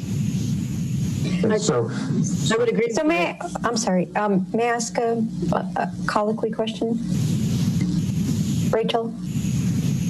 Yes, I'm done. Thank you, Brad. So my question would be, you mentioned the policies that would need to be in place. And does Boulder have those policies on when to use those resources, as you call them? Yes. But I would, I'm in the process of reviewing all of the policies right now, Mary, and some fall short. Some need to be enhanced. And so I'm working through these policies as quickly as I can. But we do have policies on civil disturbance. We have policies on, firearms, when to use them, when not. But I just want you to know that I'll be reviewing all these policies, and they will meet the standard of model policies. There's no question about that. Is that, and that's not, and those policies don't come before council, right? They're part of the policy book that the police force has. I'll be making all of these policies transparent unless they would impede, protocols as far as SWAT team stuff, missions. But as far as the policies that I talked about today, these will all be available to you and the general public. And that's the only way we get to the community trust, is to make sure that everything that we do here at Boulder PD is transparent. There would be very few exceptions of investigative protocols that would not be public. Thank you. Great. And we've got some more speakers. I want to ask a colloquy question, though, and this may go to Jane rather than you, Chief. And that is, Jane, I think at CAC you answered unequivocally that our police department had not taken military surplus equipment through what I think Rachel referred to as a 1033 program. Is that true that our police department has not taken surplus military equipment? As far as I know, it's true. You may know that the federal government many years ago, like decades ago, came up with the idea that police departments could apply for used military equipment. And my understanding is we have none of it and we've never applied. Okay, thank you. And Chief, if you learn differently about that over time as you're getting familiar and doing your reviews, it might be useful for us to hear if we do have any, because I think that's one of the themes is reducing the amount of military equipment being used. And I think largely trucks and armored equipment is a primary point of concern, but I think knowing about anything would be helpful. Thank you for that. So next we have Junie, Mary, and Mark. Junie? Thank you, Sam. And thank you, Chief Maris, for this presentation. But I have to say that it is very inspirational, but it also lacks concrete steps. It lacks concrete steps for reform. And to be honest, I know when council was talking about having you coming back this week to talk. I was not in favor of that. And the reason why I was not in favor of having you coming back so quickly is because I thought you wouldn't have time to provide us concrete steps. And I think this presentation also shows that as well. And I hope as our conversation here progress tonight, there's going to be something that the community can get out of this presentation. And I wanted to get back to you based on some of the questions that I sent in to CAC. Sam, is that the right moment to ask some of these questions? I think it is. I mean, your questions are all relevant to police procedures, so I think going down those would be perfectly good right now. Thank you so much. Chief Maris, I know you just mentioned during your presentation, you talked about internal audits and inspections for police review. And I sent into a CAC and I made whether it's a request or just a question, if it would be possible for Boulder PD to make a pledge not to hire a police officer who has been fired or who had severe disciplinary misconduct. And I want to hear from you whether that's possible or is that something that has to do with the police union, but I want to hear from you. Yes, that to me, during the recruit process, that would eliminate candidates. And I do not think we have issues like that, Jimmy, at the Boulder Police in the background. No, I would not be interested in hiring that person. And I can tell you I would not hire that person. Okay, so are you saying that yes, would you look in, so would the Boulder Police Department be able to make such a pledge? Yes. Okay, thank you. And my next question, you talked about the UK, and I lived there actually for about 2 years. And when I was listening to you, I said, oh, you're talking about the UK. And you mentioned the fact that, officers not carrying guns and the distance. And I did put a question to you. I don't know the feasibility of that. And I don't even know if it's even safe. And what would it require to have some police officers not carry weapons, whether it's, I've talked with a few community members actually who talk with me and mentioned, when they see police officers on Pearl Street, they're carrying weapons and it feels unsafe. Or even the way police officers interacting with the homeless population, carrying weapons again makes it feel a bit unsafe. So my question to you, is there an opportunity to have some police officers not carry weapons? Well, like we discussed, post requires police officers to carry weapons, state law. But I think the issue you're getting at is, can we have people working for the police department that don't carry weapons that help in community engagement, whether it be domestic violence, mental health co-responders, domestic violence co-responders, homeless outreach workers, social service workers? Yes, to all of that. Obviously we live in a society that we have a lot of guns.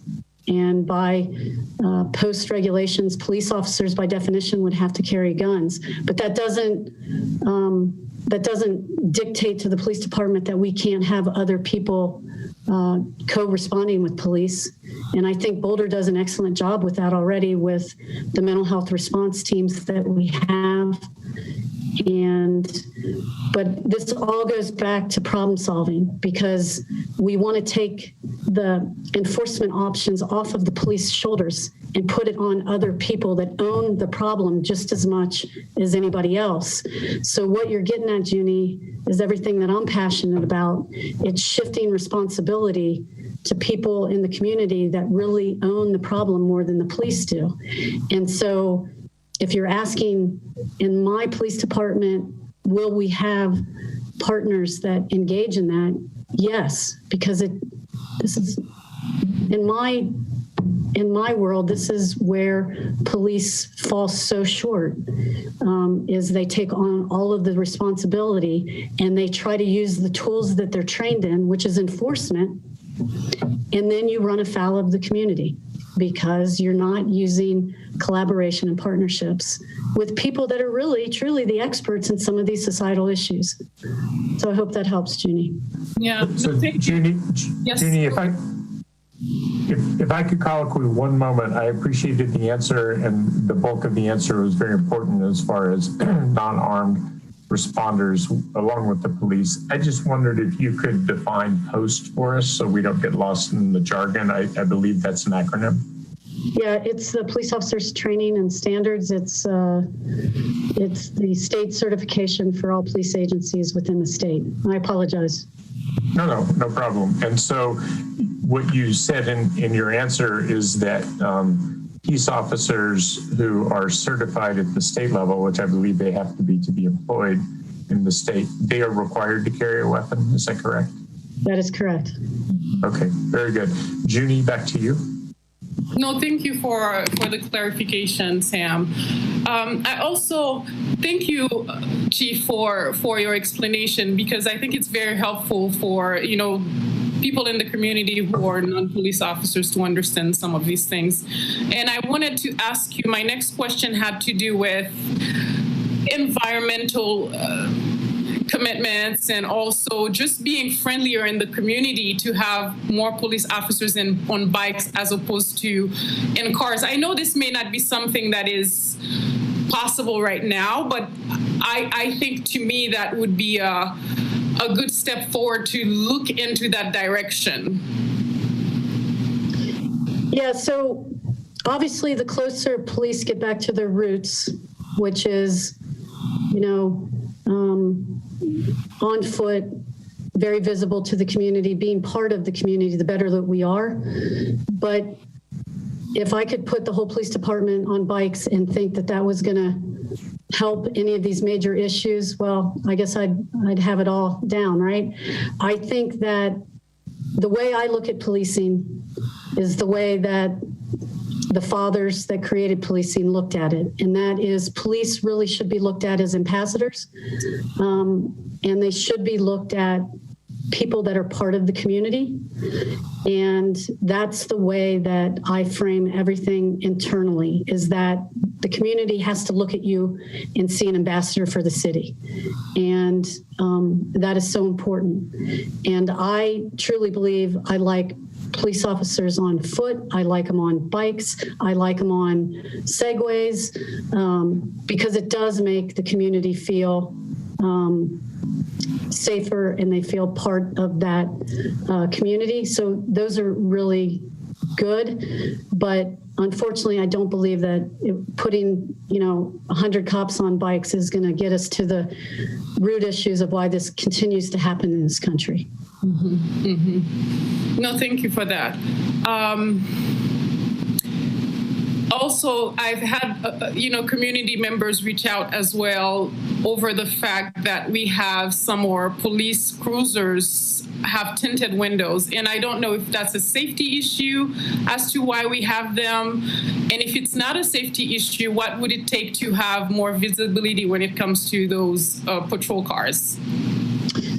Yeah, so I think tinted windows has always been framed as a safety issue.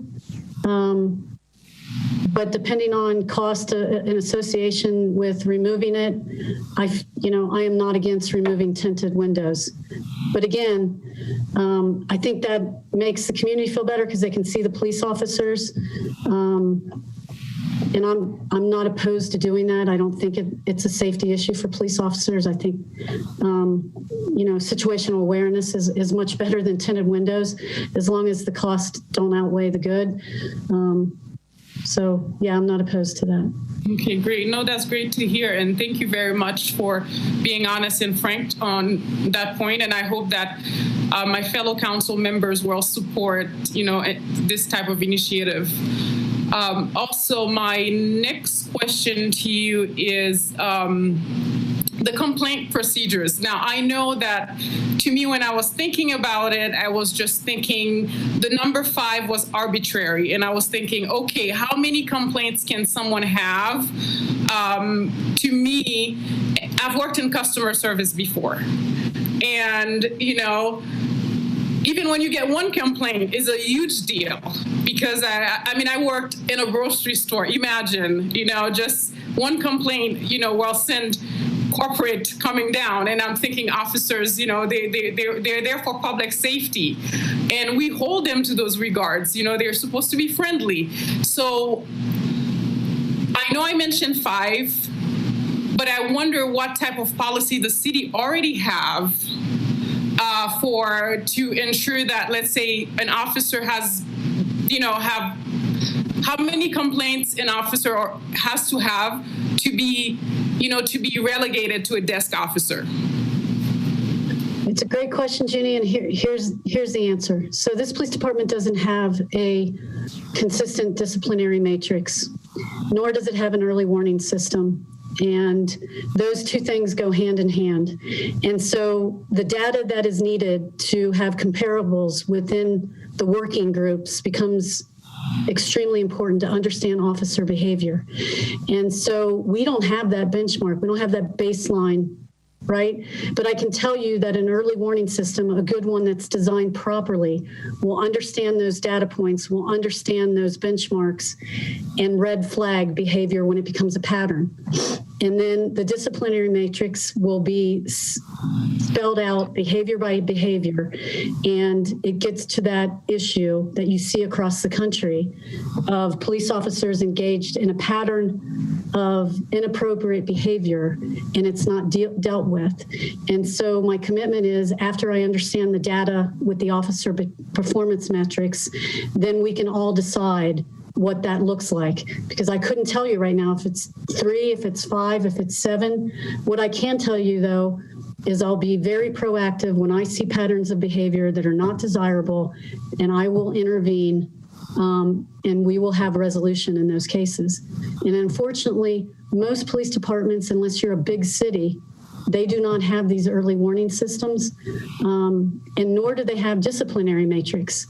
And if you don't have both together, that's agreed by everyone, then you run afoul of union rules and other major issues impacting policing.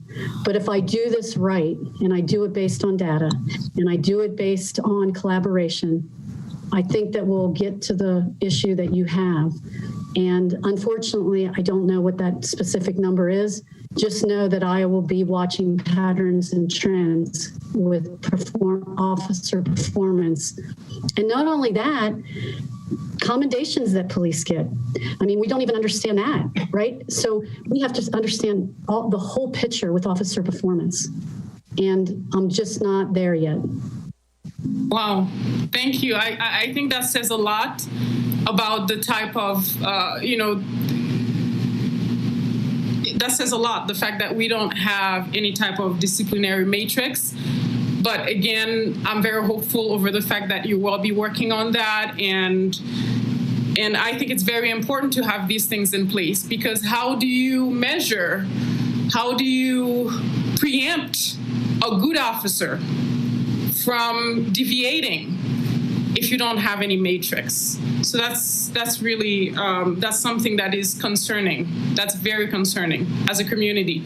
And I understand, a lot of community members are thinking about, let's demilitarize the police, which is what is in front of you, the big things. But sometimes it's the little things that matter, such as having a disciplinary matrix to ensure that we keep good police officers on the street. And thank you for answering my questions. And I know that I had a lot of them, and I really appreciate you for doing that. And I know you already mentioned hiring more people of color. That's really encouraging. And also I asked a question about psychological evaluation and reevaluation for police officers. And what I was thinking is that I would imagine most police officers, when they go into that field, they go in it with good intentions. And the ones who turned, for lack of a better term, bad, it could be so many different factors, whether it's stress or things that happen, confrontations. So how do we protect these officers?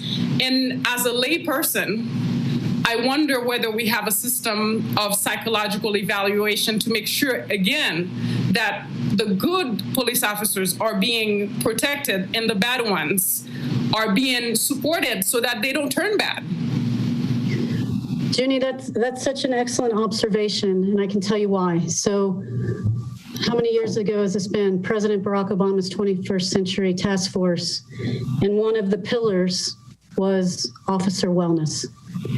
And it's overlooked, and we have to do a better job with officer wellness. And I think Boulder Police Department has a really robust response, but it is so overlooked in this country. And it's partly because the police have, historically tried to say, we're tough, we can take this stuff.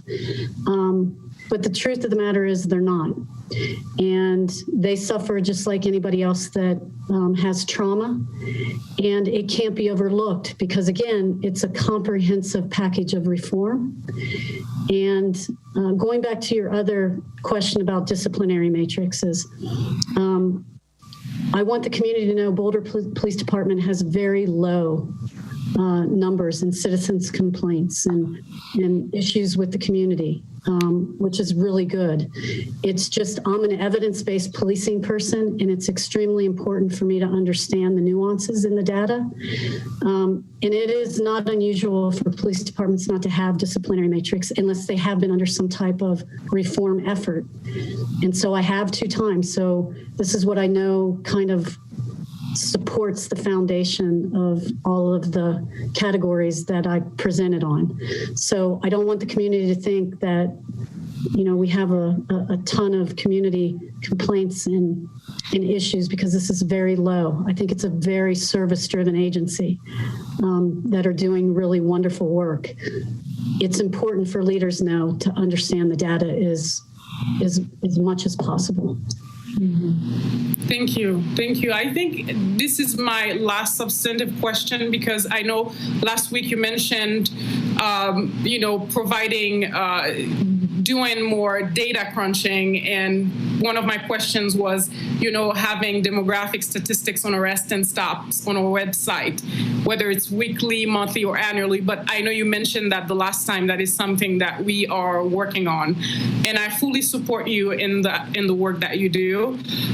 Also, another thing I did mention in my email, a voucher system for police officers. And what I was thinking is that, I've heard the complaints from community members that, police officers, they don't live here. And if you don't live in Boulder, you don't care about the people of Boulder, and your interactions with community members may not be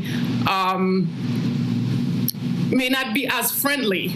But I doubt that. But at the same time, that's something that a lot of community members are grappling with. But I've also heard from community members who said we should not be spending the little money that we have on funding to house officers here in Boulder. And also there's the safety issue. So that's, I think if council wants to look further into that, they can definitely do. But I really appreciate you taking the time and answering these questions. And I hope that as you look further into implementing the reforms that you will be implementing, that you will, utilize some of these questions in favor. And also, I'm not sure if it is to Jane that I should ask this question, because we mentioned while we were talking that maybe there is opportunity for detinting some of the police car windows. And I wonder if Jane could answer whether we can, how would we move that process forward? So Junie, one way to do it is every time we replace a vehicle, we can make sure that the new vehicle does not have tint. And then I would need to ask our fleet department to take a look at how much it would cost to remove all of the windows of all of the cars and replace them with untinted windows.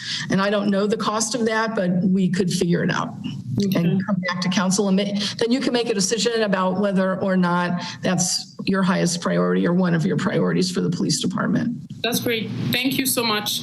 That's all the questions that I had. And I want again to thank Chief Maris for the work that she's doing. And yes, when I just saw the presentation, I did see that, it was lacking in concrete, and it's not because she's not thinking. And the idea is that we're thinking together and we will come to those solutions. But those concrete things do take time as well. So thank you so much for your time, and thank you for answering my questions.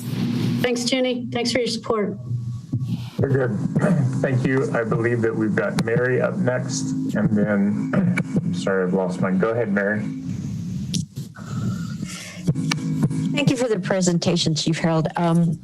I have just 3 questions, and they're fairly short, I think.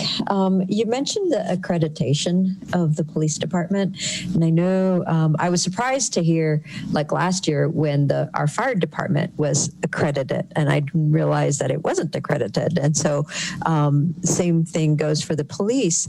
And I'm wondering what the process looks like and how long it will take to do that. Thanks, Mary. Good question. I think we're in good position. I think that it will probably take every bit of a year and a half, 18 months to 2 years. There's a lot of policies and procedures that have to be rewritten, reviewed. It's a arduous process. So I'd be happy with 18 months, understanding that it could take every bit of 2 to 2.5 years to accomplish. Thank you. And then you also mentioned a change in the mission. And I'm wondering what the process and timeline would look like for that as well.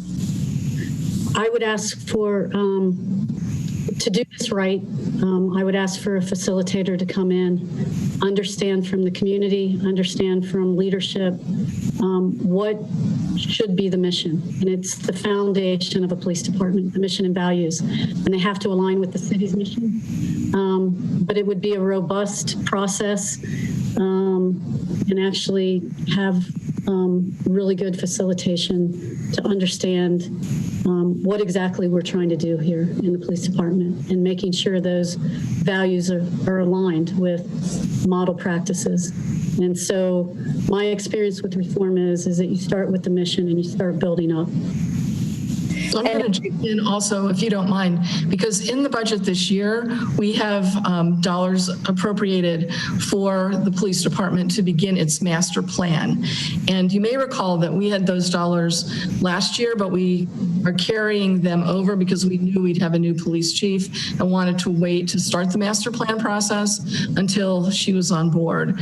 So we are ready at some point later in this year to get that underway, and certainly starting with the mission and values of the police department would be a great way to kick off that master plan discussion. Great. And it would certainly involve community engagement then. Absolutely. Great, thank you. And my final question has to do with data.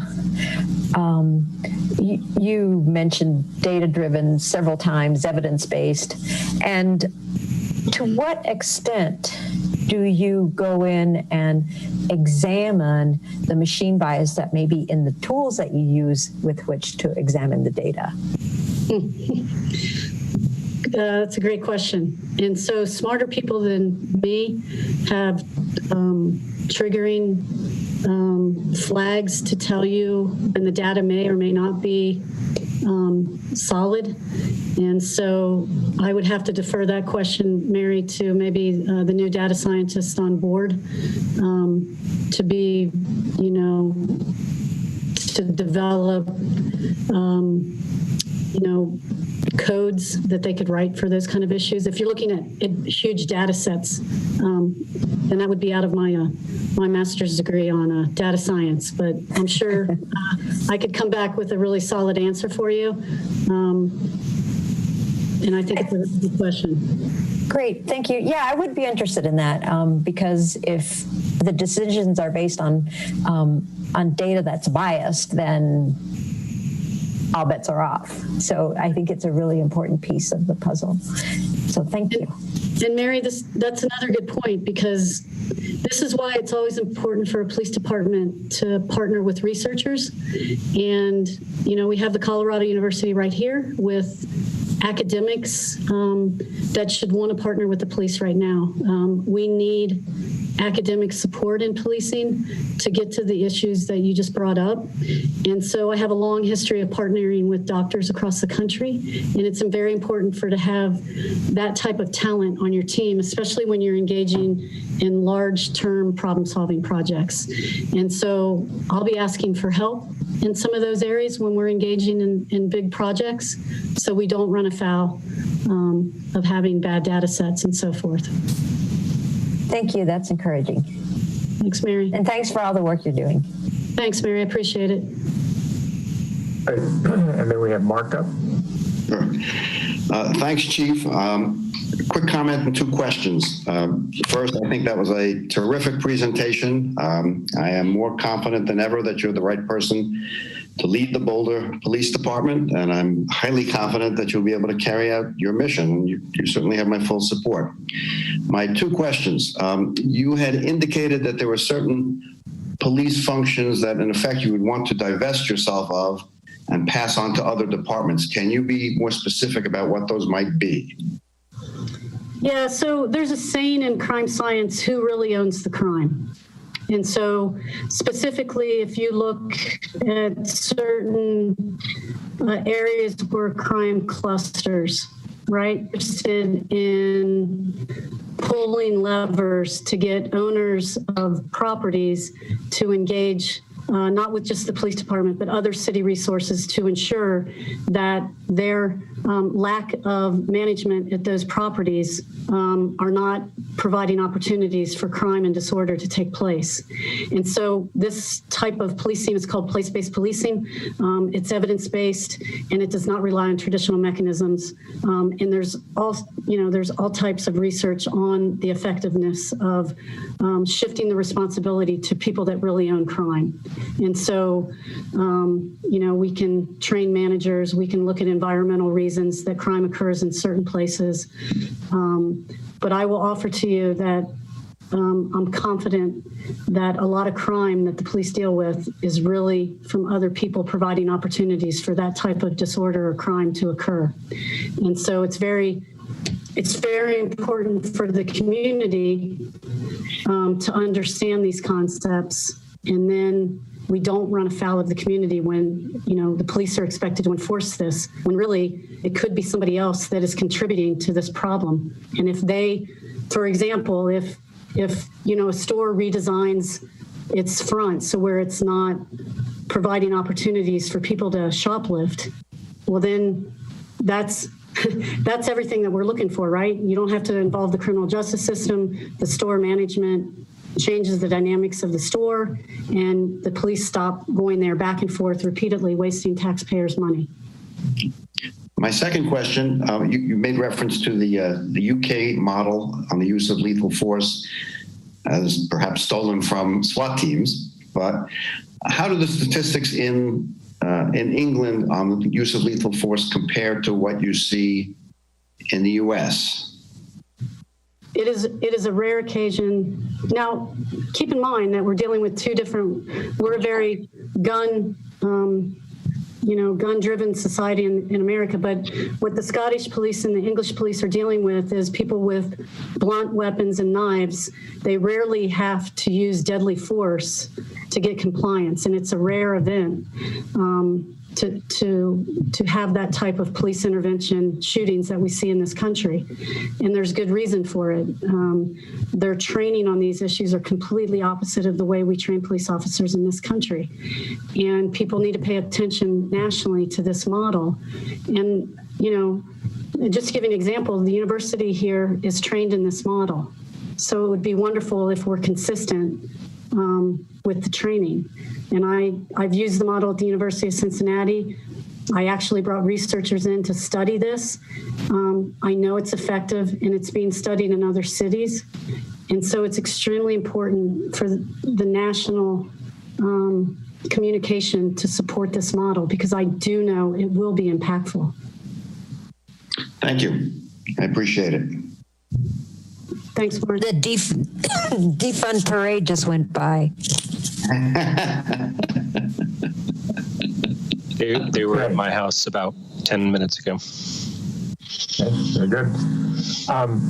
So that's everyone who has their hand up.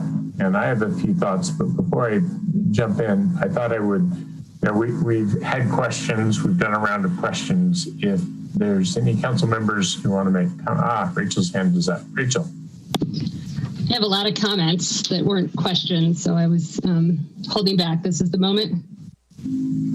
Yep. Okay, so I do want to push back on one thing that Chief Harold said, which is that the closer we can get police to their roots, and then the roots are on bikes or on foot. And, I teach criminal justice, and everything I read and teach is that the roots are partly collecting taxes, but also primarily the police forces were formed to hunt down humans who had escaped slavery. So the roots of policing are not like happy-go-lucky people who are out, chumming around in the neighborhood. So I think we need to be clear that the focus of this conversation is on a policing system that is rooted in racism. And I don't want us to lose sight and get in the weeds and focus on things like tinted windows, which are absolutely not going to solve systemic racism. And we've spent a fair amount of time talking about like sort of random ideas. And to me, the conversation has to be a whole lot bigger. And we're all getting kind of car bombed. I don't know what the right word is, but by the defund the police community members who are pushing for that. And I think that's the kind of conversation that we should be having as council members. What is the broad discussion and how are we going to dig into police reform given police brutality and systemic racism? So I'm a little bit worried that if we individually raise like issues or ideas, that worried me as a constituent and community member, because oftentimes I would observe council coming up with ideas and we're not experts for the most part in this field. And so for us to come up with ideas on what might solve this is going to be a little bit taking a shot in the dark. And I think that what we really need to do is, as city council, we need to take some ownership of this issue. I think that Chief Harold has done a good job of, next level, I think, in terms of stepping into this issue, and I appreciate it, and I'm not at all minimizing that, but I don't think it can be one person's discretionary decision to move into police reform. I think it needs to come from us, and it needs to rest with us, whatever that looks like. I think it would be helpful for us to coordinate, and I don't know where that collaboration might be happening with other cities that are stepping into the hard work. There are, Minneapolis is looking at defunding the police. I don't know how far this council is going to be willing to go, but what are the cities doing who are really going to full court press analyze how do we solve the issues? And I don't think we're going to get there during a city council meeting or with sort of low-lying fruit. I think it's going to be such a bigger conversation. And so I hope that we will take whatever steps we need to.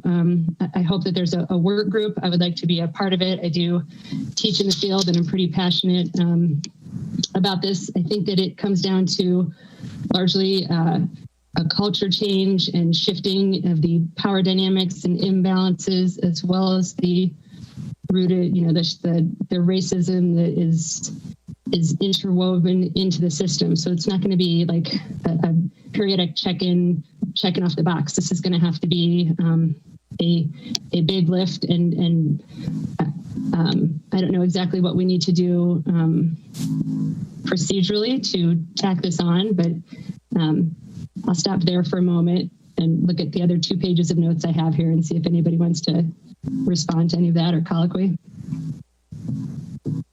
I don't know about that. I've got Aaron and Adam up next. Aaron, what's your thoughts? Yeah, sure. Rachel, maybe I'll chime in a little bit and then you can get back to your 2 pages of notes. Thank you for that. And disagree with you on one thing. Junie, I really appreciated you bringing up all of those ideas about, ways, directions we could move in. So I think, having some energy and ideas about ways we can move forward, I think is useful. But Rachel, I'll absolutely agree with you on the need to approach this kind of systemically and for the council to take ownership of it, right? So Chief Harold, I'm incredibly appreciative of the work that you're doing. And I'm very happy about the directions that you're moving in. But I think this is enough of an issue of local and national and international concern that we need to take a significant role as a governing body as well. So, I was appreciative, Chief Harold, that you talked about checking in with us on a periodic basis, and I think that's appropriate. And I think also for council to not just listen, but maybe weigh in a little bit about what we're hearing from constituents, maybe and channeling, being part of that governing body as well, I think is important. And then to also potentially widen it a little bit, so that, Chief Harold, you're working on the police policies and procedures, but we also have a lot of ordinances and code that, set up the laws for the community. And I would appreciate, per my earlier point about the holistic approach, that I would appreciate if we could look into kind of how our code around criminal justice is functioning well or not so well. So I'd like to see us, per what Rachel said, to tackle this at a pretty broad level with a lot of council involvement. Okay, so Can I have a colloquy on that, please? Yeah, so hang on. I'm going to organize the discussion here a little bit. Okay. So Rachel, you pause specifically to let people colloquy. So I'm going to go down the list and see if people want to colloquy, and then I'll come back to you if that's okay. So I just want to check in, Mary, before I go to you.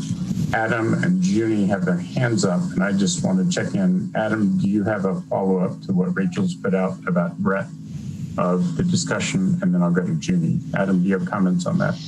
If Mary has a colloquy directly to that, I would allow her. My piece is a little bit different than Rachel. I do take in everything that Rachel said, and I agree with her. And I just wanted to add, having the questions and the perspective that I had was to have us to start thinking about something. Because at the end of the day, it's good to have grand ideas, but if you don't have any concrete steps that you want to take, you're just selling dreams. And we're not in the business of selling dreams. Our job is to offer concrete solutions. And when I put out those questions, that's what I was trying to do. And I welcome the opportunity of all council members being involved and taking on these ideas. And I did reach out to Rachel, actually, and she did wanted to collaborate on sending this message to a hotline together. So I'm very surprised that tonight that she doesn't think that they were such good ideas. But anyway, I think, I didn't put them out as something that I want to do. I want us to work at them together. And whatever the future holds for all of us as council, our job is to protect the community. And as well, what I wanted to say, part of our work is not just to get onto the bandwagon of any grand ideas, but also we have to think at the community level. So we also have to think of community safety. It's not just looking at it one way and say, okay, we're just gonna tackle this big issue, but it's the little things within the police departments that need to change in order for the big changes to take place. So I don't think we should discount the little things, Rachel. I think we should definitely consider them as part of the work that we're doing. Great, thank you, Junie. So I'm gonna go to Mary next and then come back to Rachel. Well, so my question was kind of similar to get at what Junie just said, but what both you, Aaron, and Rachel talked about tackling this police reform from a broad perspective, and there's steps that you have to take. There's concrete actions that you have to take. And it seems to me that that is what Chief Harold outlined, is the steps that begin to get at it. So I guess I wanted to understand where your disagreement was with the steps that Chief Harold outlined in terms of how it does not tackle the broad reform that you want to see, and what is the definition of broad reform if it isn't taking concrete steps to an endpoint where the outcome is different from what you started. Do you mind if I start? Okay. So respond to that. Can I make a check-in first, and then Mark had his hand up. Mark, is this going to be a colloquy on what Rachel said? I'm just trying to keep us in the queue here. I also want to push back just a little bit on what Rachel said.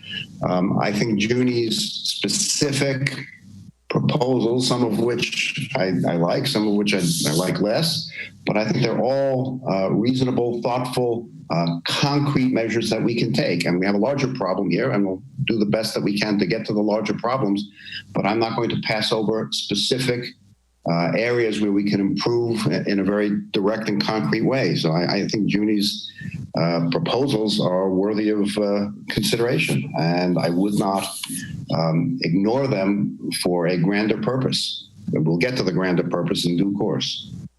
Thank you, Mark. So I'm going to go pop back in reverse order. If it's okay, I'd go to Aaron, because Aaron had a response, and then to Rachel, who I think will have responses and then additional issues. So Aaron and then Rachel. Yeah, so Mary, thank you for that question. Just to clarify, I don't disagree with Chief Harold is going at all. I think she's going in a very positive direction. By broad, I just meant both having council involved kind of directly, with some, active feedback throughout the process. And then also the idea of looking at our ordinances and our laws, as well as our policies and procedures. So that's the couple kind of broader bits that I meant, but in no way disagreeing with what she was offering up. Great, thank you, Aaron. Back to Rachel. Rachel, okay. You have responses and then other subjects. I will try and hit responses. Junie and I did talk about this yesterday, and my point is not that any of those ideas are unsavory. It's just that I don't think we are the right people to be in the weeds at a council meeting, because each of us could have 11 ideas or 12 ideas, and it's better if experts are doing that. Like, to the point about, having police officers live in the community, like, the data is mixed on whether that improves policing outcomes. So I want us to be engaging experts, such as we have formed with the Police Oversight Committee. And so I think that it is appropriate for community members and council members to be engaging in this. But I don't think that if we kind of throw some things out as at this level, that we are doing the best by the community. And then the notion that we'll get to the bigger stuff. When will we get to it if that's not the discussion we're having tonight? I think that for me, the discussion should be broad, and then staff and experts. And again, I would hope that we are coordinating with other communities who are doing this work, would be where we would, vet the ideas and then come up with some really data-backed strategic ways that we can improve policing. And so my specific concern, to answer your question, Mary, about Maris's proposals, none of them are bad. I think they're all good proposals. My concern is having one person who's in the police department owning that work. So it doesn't make sense to me that there's going to be Maris is unlikely to push for defunding the police, say. So there's going to be just broader conversations that require a broader coalition with different perspectives tackling this. So I don't think it can just be from within the police department. I think that we need, for this size of an issue, to engage really strong pool of experts, one of which obviously is Maris. I agree that you are a great person to have in this position at this time, and I'm grateful to you that you're there. And I also feel lucky just to have a seat at this table where we can be talking about this and trying to improve lives. But if we, baby step, we are not going to make the transformation that is needed in policing. It's obviously a bigger conversation as well around racism in this country. But when it happens in policing, due to the power imbalance and the violence that can stem from policing, it has a more catastrophic potential outcome. So that's why this is such an important thing to dig into and to get right. So I agree with Maris that there's no panacea, there's no magic bullet, pardon the choice of words there, but we need to be really wide. And again, I'm not sure procedurally how we get there, but this council, I think, needs to weigh in on how big we're going to think on this issue and what steps we want to take to procedurally get to enacting change. So again, not knocking any particular suggestions, just the notion that we would be having this kind of weeds conversation when the issue is ginormous and our job is policy and not like specific. We're not the experts on this. So that's why I think that it should be experts who are making the suggestions. Sam, can I quote colloquy? Sure, go ahead, yep. I just wanted to say, I appreciate everything that Rachel say, and I do agree with some of the things that she said. I don't agree with everything, but I do agree with some of the things that she said. And I just wanted to add that I understand you work in criminal justice, and I just wanted you to know that the people you read about in books, I am one of them. I live that life. I'm a Black woman, so you can't just sit here and tell me that I'm just getting into the weeds and I'm looking at little ideas. Okay, so I think that's offensive, and I thought that was rude as a fellow council member. And yes, you could have called me out on the side. I've talked to you yesterday and you didn't reach out about that. So we're having this discussion and you just said you work in criminal justice, but I live that life. And that's why I'm contributing to this as much as I can. And I would appreciate some support from you as someone who teaches in criminal justice, who's also fighting as an ally. Okay, great. Rachel, do you have anything you'd like to say there? Because otherwise I've got Adam and Junie. No, turn it over. Again, my concern is not personal against anyone. It's the level of conversation and where I think these conversations should be happening. Very good. Thank you. So Adam, you're up next. Thanks, Tim, and thanks, Chief Harold, for the presentation. That was great. What I see here is we do have, we're set up better than almost any city that I can think of in terms of the moment in history to make some major changes. And here's some things that I can see that have lined us up for that. So first of all, we've taken on the responsibility to bring racial equity into our community. We all signed on to that declaration. So we've already established that that is something that is structural in our foundation. Following that, we've hit a point where we had to look at our budget holistically, top to bottom, both by choice and by necessity from COVID-19. And that means looking at every single thing in the budget. We've also, we're at the moment where we're developing a police master plan. And I can't think of anything more helpful in this discussion than going through, not only the budget of the police, but what the police will be doing, what their mission is. That is the police master plan. And on top of that, we have a wonderful new police chief who is clearly open to critical thinking and challenging norms and, just thinking outside the box in general. And all of those things have aligned into this moment. So to me, I think there's room for all of it. There's room for every single thing that we're trying to accomplish right now. And that includes all the small things. I have a small thing myself that I want to contribute because I think it's important. But just looking at this holistically, there's no better time and no better opportunity than what we have right now to go top to bottom on this. And I don't think we should be afraid to do that. And that's going to take a lot of time, and that's going to take a lot of effort from all of us. And I totally agree that council needs to be deeply involved in this process. So as much as I love the fire master plan, they kind of came up with that, gave it to us, and that was it. There wasn't a whole lot of community input. It's just, hey, here are the things, and that's it. But we don't often have a whole lot of problems with the fire department when it comes to community interaction. So here is just a phenomenal opportunity in my mind. And I really, really hope that we all take that challenge. And again, I'll get to my previous point. If this takes extra time, if this takes extra effort on our part, that is our job. And we are going to do that job. Great. Thank you, Adam. Next I have, Adam, did you want to tell us the little thing that you had, or? Yeah, I would love to. I didn't want to get away from the conversation and steer into individual things again right away if there was more on this. I think there will be more, but I'm going to say that I think we should interleave, the detail with the big picture. Okay. So to the extent that we're on you, and this is a good chance for you to say it, why don't you just put it on the table? No, I'm going to go to you next, Junie. I was just asking Adam if he wanted to finish the thought he had started.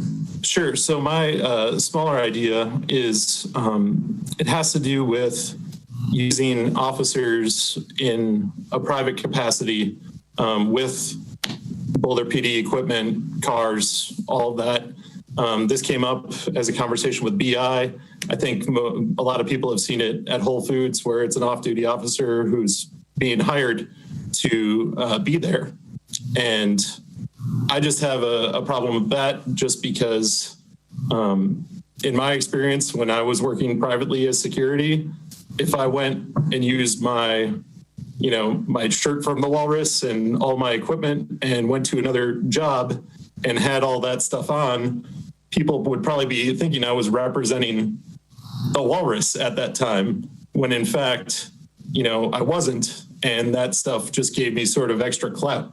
So I kind of have a personal concern with that aspect of our policing, and we can get into that. But, this showed up with BI. Should that be a practice that we allow within the community? I have no problem with officers doing whatever they want in their off-duty time, but if they look like a Boulder police officer while they're not performing the job of a Boulder police officer, then I have a little bit of concern. That was my one thing. Very good. So that's noted, Adam, and we'll put that in the hopper. Junie, you're up next.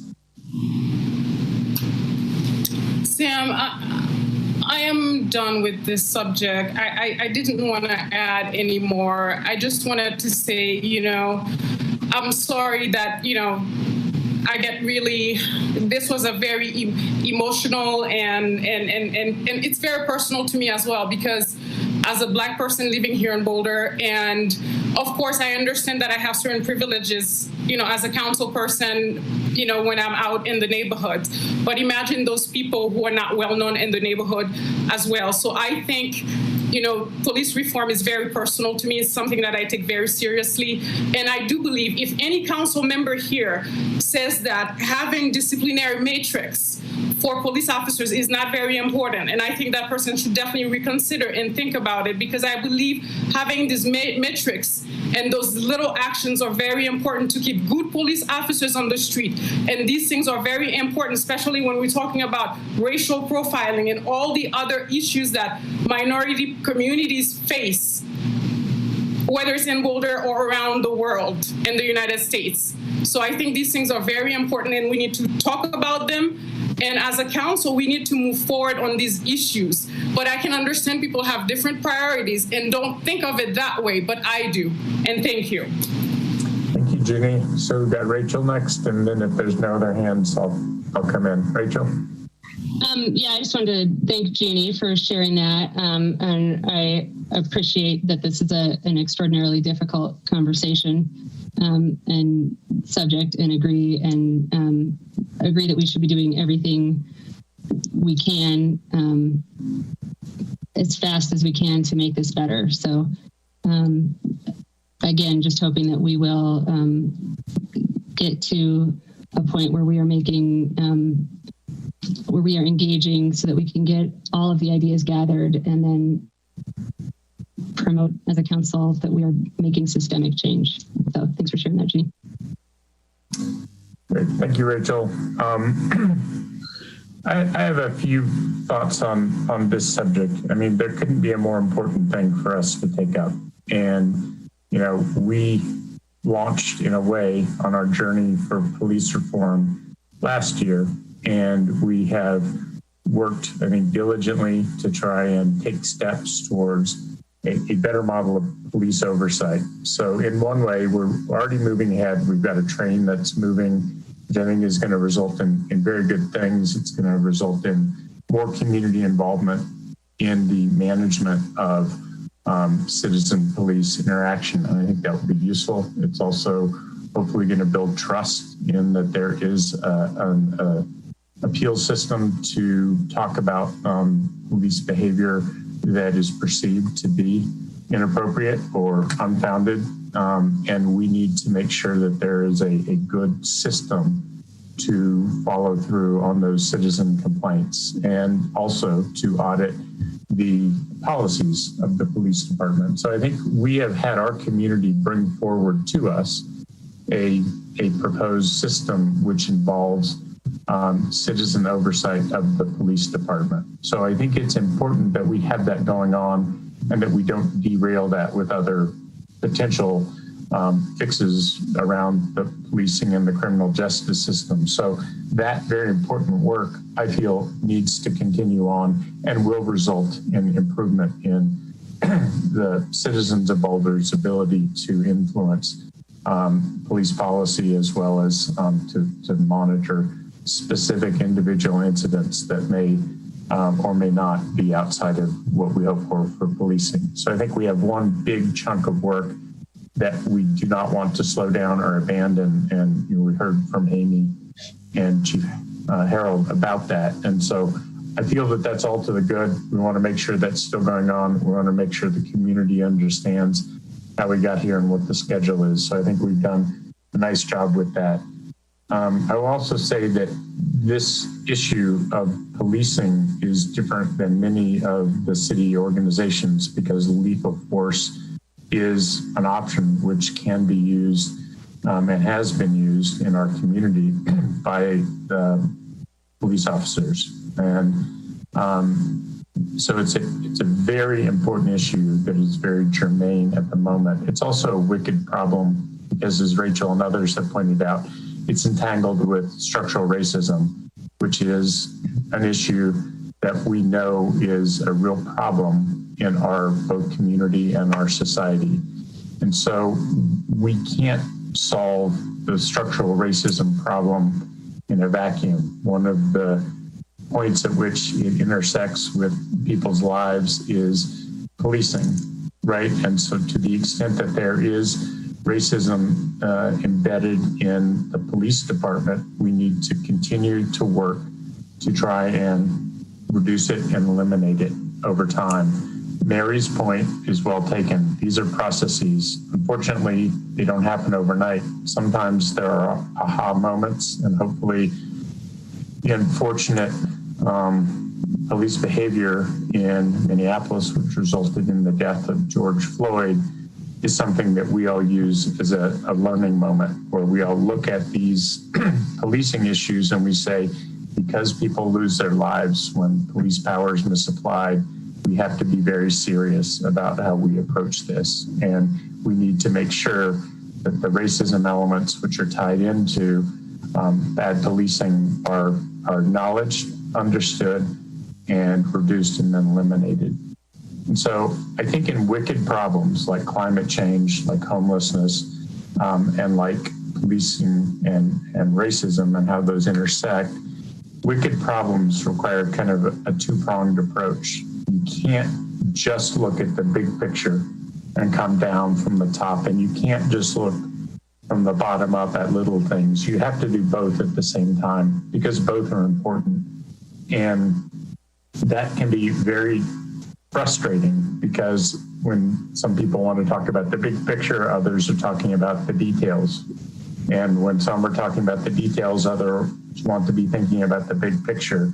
So I think the work that we have to do as a council is to be coherent. And we need to do that with input from our community. And so being coherent when we have wicked problems to cope with means that we have to be patient and we have to be disciplined. It doesn't mean that the urgency isn't there. It doesn't mean that we shouldn't have this be a top priority. Those things are all true. But I think that we need to acknowledge these will be tough problems. They may be 2 steps forward and 1 step back as we're trying to solve them. There may be unintended consequences of steps that we do take. So I would just point out that we need to be diligent about it, but that like all wicked problems, it's not going to fall easily. And it's going to be something that requires, as Mary said, kind of a lifetime, a continuum of work. And every time we get better, there's still always another step that we can take to be even better. I want to close with one thought that I want to share. We all have different life experiences. And one of my life experiences for 15 years was being an active volunteer firefighter for a community just to the west of Boulder. And, you know, I got to see lots of police officers in my time. And some of them were really good. Some of them were not so good. But I would have to say on the whole, most of the police officers that I worked with in a capacity of life-saving and rescue, the police officers really showed up and they risked their lives alongside other people who are risking their lives. I can point to one specific incident that if it weren't for a sheriff's deputy who waded into Boulder Creek at 2 a.m. and attached a chain to a Jeep that was lying on top of a person trapped in the creek, that person would have died almost certainly.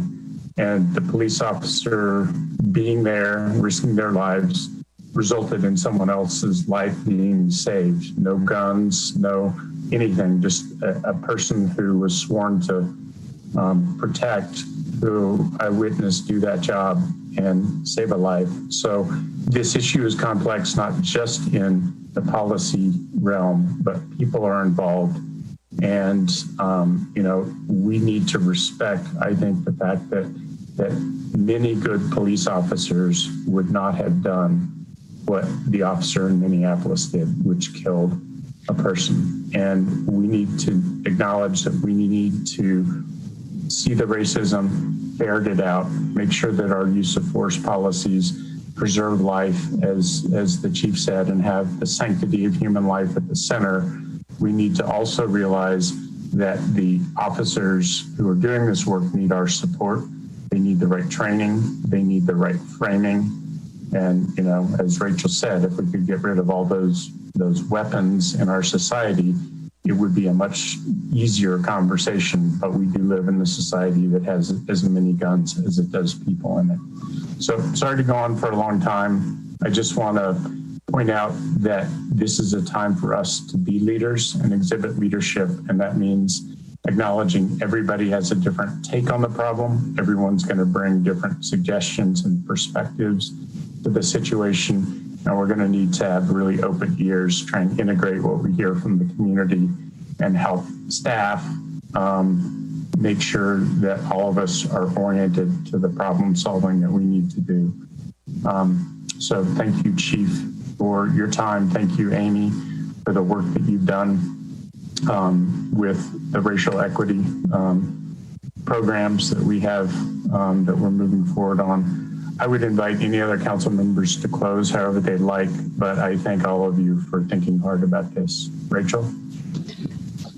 I'm just concerned that we're closing and we haven't decided to take any, as a council, proactive steps. I don't think so.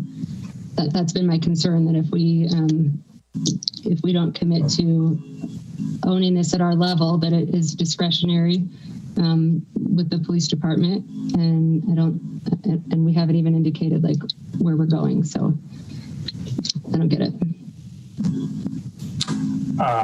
Would you like to lead us there? Do you you have some proposal that you'd like to put out? Yes, is there some? Thank you. Okay, so I think it should be added. I had initially proposed tacking it on either to our police oversight, broadening that part of our work plan to police reform or some higher level, and hopefully vesting the police oversight committee or group with the ability to think more systematically through these issues, and or creating an additional work group where some of us and experts in the community and staff members and whoever else makes sense could be working through these, on par with how we work through other big issues. I think this needs to rise to level, and I know that it's going to come up as part of the master plan reboot. So if there's a way to procedurally, I don't care too much how we title it, but I don't want to say that it is proceeding, because this is an extraordinary challenge, an extraordinary issue that I think we need to get all the way around and under and through and come out some hard work in a better place. Good, Mary. I just wanted to echo the words of one of the leaders at one of the protests over the weekend, who said, "Do this, not because you hate the police, but because you love Black people." And I think that that's how we need to proceed. And I would disagree with Rachel that we don't have a plan. I think we absolutely have a plan. There's so many things going on, as Adam pointed out. And I just can't think of what else we would take on. We've got the budget strategy committee. We've got the racial equity work going on. We have the police oversight board. We have the police master plan. And I think that we are taking many, many steps, and perhaps the results will take some time to bear fruit, but I think we're taking the right steps. Good. So Mary's okay. Adam, I'm sorry, Adam. Yeah, quick question. When is the first hearing by council of the police master plan? When does that process kick off? Because I think that might be the impetus that we're looking for. And hopefully that's sooner than later. Jane, do you have an answer for that, or Harold? Part of an answer, but maybe not exactly what you were hoping. So Maris has been with the city maybe 7 weeks at the most, and is appearing at almost every city council meeting now. What I had been under the view of is that we were going to allow her to get her feet under her, and that later this year, around the October timeframe, so the beginning of the fourth quarter, that we would have the master plan kick off. And as I indicated before, there is funding in order to make that happen. So that would be kind of the kickoff of it. Probably a good time, because we'll also be hearing from the oversight committee at that point as well. So that was kind of my goal. Also, I do want to mention that I had a number of conversations with Rachel last week on this topic.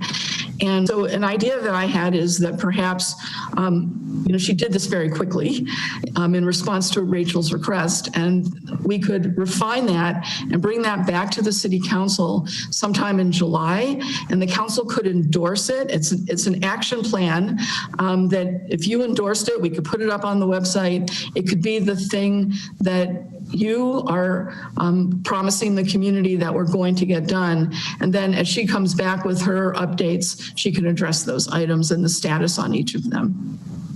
Thank you, Jane. So I'll come back to Adam and say, Adam, did that answer your question? And do you have any response to that? Yes, that did answer my question.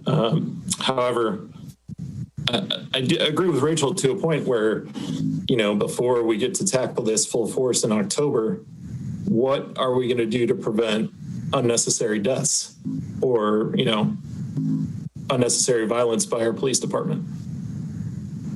Adam, can I address that, Mayor? Yeah, I was going to suggest that. Thank you. So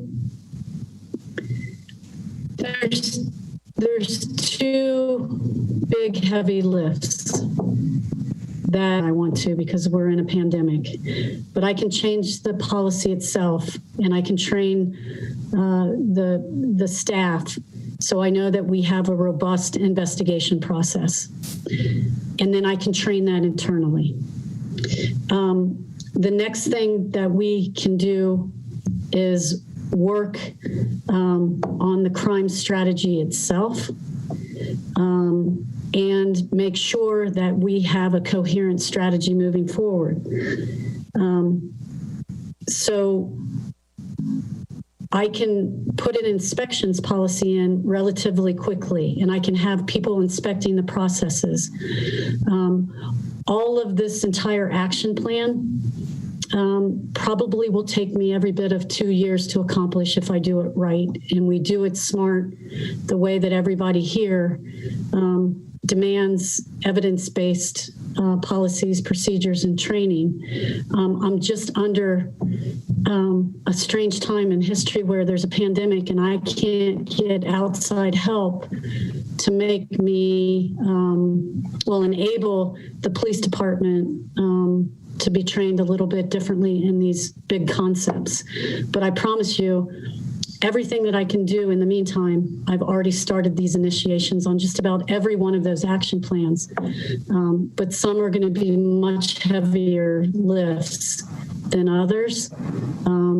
And so I hope you'll be patient with me, because thoughtfulness is so important right now. And doing this right and making sure the police understand why we're doing this is equally as important. So know that I'm actively engaged in a lot of these steps already. Some cannot be completed until we can bring outside assistance in. And I'll be glad to answer any further questions, Adam. I appreciate your comments. Thank you, Chief.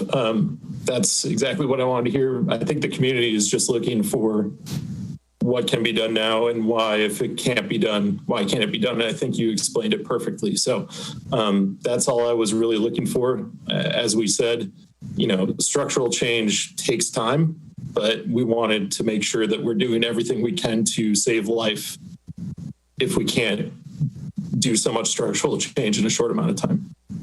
Thank you. Thank you, Adam. I have Aaron. Hey, first of all, folks, I'm having internet problems, so I'm going to turn my video off, so please bear with me while I do that. So Adam, thank you for asking that question, and Chief, thanks for that excellent response. I really appreciate that. And also for putting together that action plan.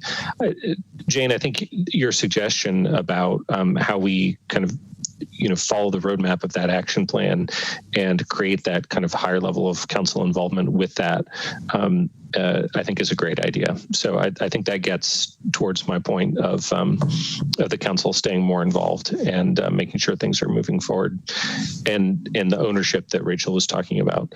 And then, you can't do everything at once. I get it. I do hear that you're moving aggressively forward on a lot of these items, so I appreciate that. So I look forward to the next steps. Thank you.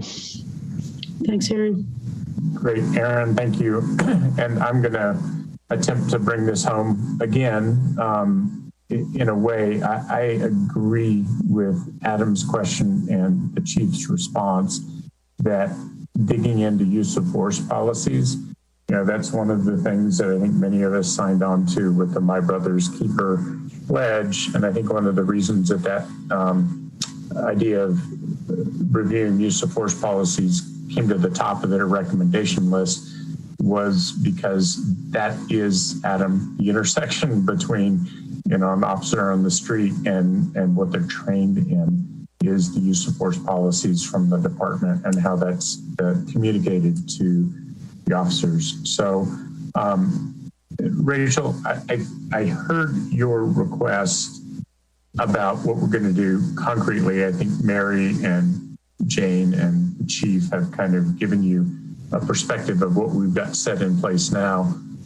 I think if we want to bring up a task force or a group to seat or a panel to kind of help organize these thoughts and to go maybe beyond policing, I think that's something that we could bring back and talk about at CEC when we might be able to bring that forward, what it might look like. So I'm not quite sure specifically what you were putting out there, Rachel, but I think that's worthy of further conversation from my individual perspective. You know, if there's a way to use the energy found in the community right now to help us think through these issues, both policing and non-policing, I'd be open to it. I think maybe we want to work over the next few weeks or perhaps even over the break in outlining specifics of that thought process. I'm not sure we have enough now to promise action, but I don't think anybody on this council, at least the way I'm interpreting the conversation over the last couple of weeks, wants to not solve the big picture problem and all of the attendant problems. It's just a question of how we organize to do that. I agree with Mary. We have a bunch in process. If there needs to be more, I think we should continue the conversation. I'm not sure we'll get there tonight. So those are my thoughts. I'm going to ask for one final round of comments if anyone has them. Otherwise, I'm going to say some thank yous. Does anyone, any other council member have comments? Just another thing that I forgot to bring up. We also have the racial equity plan out there in the community, which Amy and the outreach team are doing work on. So I just wanted to bring that up too, because that's been in process for a while as well. Thank you very much, Mary. Okay, well, thank you, Jane, Amy, and Chief Harold for your input, your feedback, being willing to answer questions. As you know, this is a huge focus of our community, our state, and our nation right now. So I know that it's kind of put the city organization in a hot seat. I appreciate your responsiveness to getting us the I will call it the written version of the action plan going forward around policing. That's very helpful. I agree with Jane that if we consider that and commit to it, if council pledges, the city government will be working to that plan. We can put it on the website. It won't be a static document. It'll be something that changes and updates. So thank you to everybody, all of my fellow council members. I know this is a hard conversation, and to the community, we invite your continued input. If it could not be form letters, that would be great. But if you have specific things you want to volunteer to work, you have ideas of what we should be doing as we go forward, you know, hearing specific feedback on the plans that staff has laid out, or feedback on what Rachel's put out there about what kind of group that we could put together that might be helpful with this, that would all be great. So I want to close by saying thank you. These are big, hard problems. We have to address them because there are a matter of life and death for members of our community. So thank you all. And I look forward to our next steps. Okay, with that, I will turn back to Debbie and see what our next agenda item is. Our next item is the financial update. Yeah, and this is something that we have been preparing for several weeks. I'm going to introduce, as you well know her, Cheryl Patelli, who is our Chief Financial Officer. And Cheryl will be introducing the other members of the team that will be making the presentation. So Cheryl? Thanks, Jane. I'm not sure who has the presentation. Oh, thank you. Thanks for bringing it up. Next slide, please. So thanks again, Council, and good evening. Tonight we have with us for our first speakers, Rich Wobbekind, Brian Lewandowski, and Robert McNown, all three from CU Boulder. And first of all, I just want to thank them for helping us. They are going to present to you the first round of our modeling in our Boulder tax revenue forecast, along with a small section on updates to economic conditions since our last meeting. Then Cara and I will get into the city budget outlook. I'll talk about the April sales tax numbers. Cara will get into our modeling the city has done, which is inclusive of all revenue types. And then both Cara and I will discuss budget reduction strategies that we have been working on. Councilmember Joseph from the Financial Strategy Committee will bring forth their recommendations regarding the 2021 council budget focus.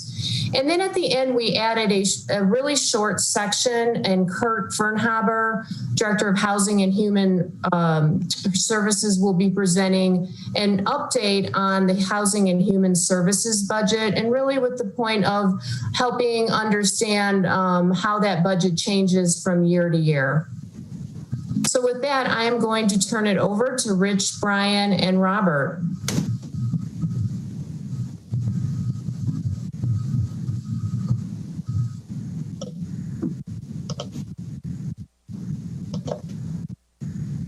All right. Well, thank you for inviting us to be here tonight. And as a citizen, I thoroughly enjoyed the last discussion. I just want to pass that on to the council.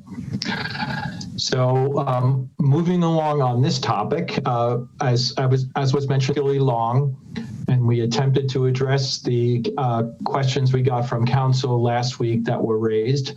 So hopefully some of those will be answered in the presentation. And then when we get to discussion questions about the modeling in particular, Robert McNown will be helping to answer the questions for us. So if I could have the next slide, please. So what you know is that quarterly GDP has been erratic, to say the least, and we had the first quarter revised to -5%. The forecast that we're using, which is underlying what we're doing, our projections, shows about a -30+% for the second quarter on an annualized basis, and then a very strong bounce back in the third quarter. But this combination of factors and then what carries on after that really creates the so-called swoosh effect in terms of the recovery. So when we get to Brian's comments in just a few minutes, he's going to tell you the assumptions underneath that. But this is what the sort of GDP forecast looks like that's underlying that. Next slide, please. One thing I really want to highlight, or we really want to highlight, is we saw this big surge in April in terms of personal income. We also saw people saving and not spending a lot on their credit cards or in credit debt, which given the circumstances, probably good. It doesn't help the recovery quite as much, but it's obviously good for people to shore up their financial positions. But the big highlight here is the green box at the top. So the reason personal income went up was because transfer payments, the $1,200 to $2,400 checks, the unemployment insurance payments, and so on, were exceedingly strong. That gave the personal income the really big boost. When you look at dividends and proprietor's income, those are proprietor's income, the smaller dividends is pretty close to the same. Employee compensation fell, as you would expect, given the shutdown of so many businesses and the loss of so many jobs in such a short period of time. But the highlight here is going forward, you're not going to see that kind of transfer payment receipts by next year in 2021. The next piece of legislation, which is being debated right now, I think the president is suggesting now he wants to hold off on putting anything in place until July, after the 4th of July. But I suspect that will include additional unemployment benefits, maybe at a reduced rate, federal government unemployment benefits at a reduced rate. I certainly think it's going to include some provision for state and local government transfers, given the fiscal condition of the states at this point in time. Next slide, please. So this is the employment change, and just the magnitude you can see. We had to totally rescale everything, minus 22 million. And then of course we saw the positive report last week of positive 2.5 million. These jobs coming back largely in some of the industries that were shut down, manufacturing in particular, that retool, but also leisure and hospitality, and you know, some accommodations in particular. Nonetheless, we've still seen, you know, 30 million people unemployed in a short period of time, and it's going to take a little bit of time for the employment to come back, and that's part of the sort of swoosh comment you're going to hear more about here shortly from Brian. Next slide, please. So this is just a summary of the employment change March and April in Colorado. So you can sort of see where those jobs have been lost on the left-hand side, the percentage of the jobs lost in that time period.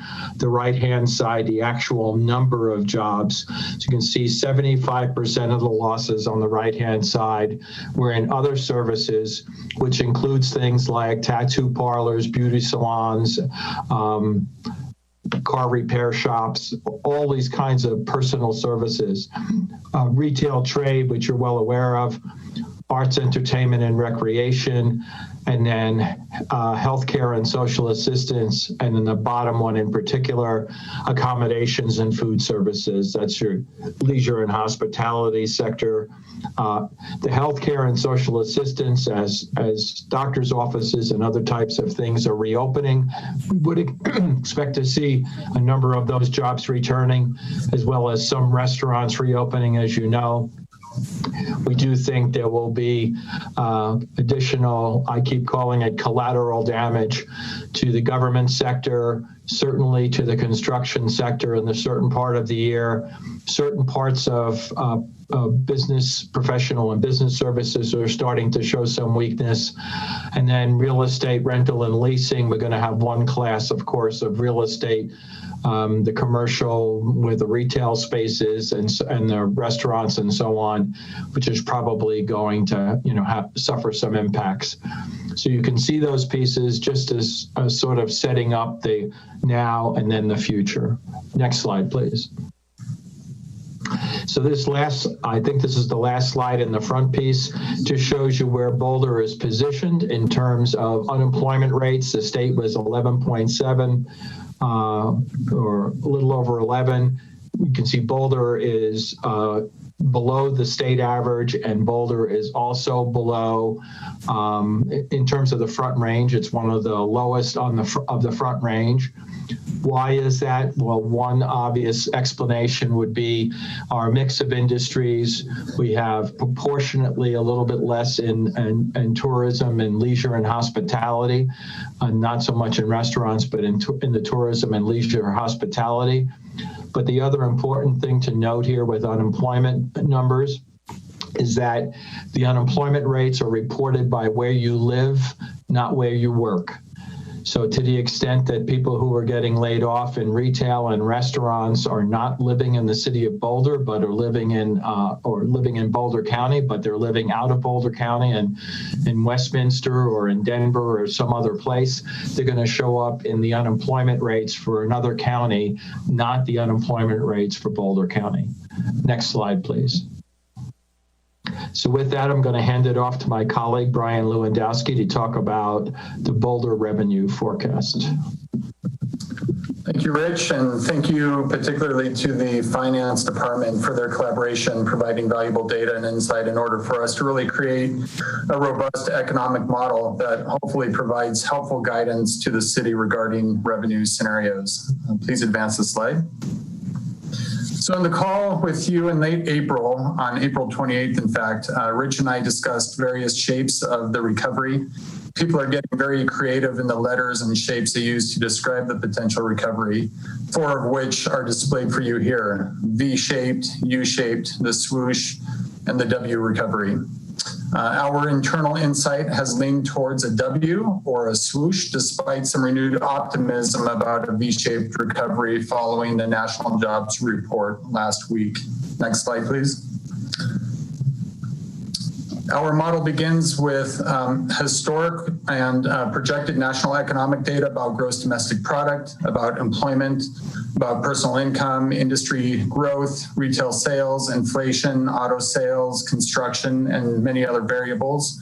We then relate how the Colorado economy performs in relation to the nation, and how the Boulder economy performs in relation to the nation and the state, and ultimately how Boulder taxes performs in relation to the national, state, and local economies.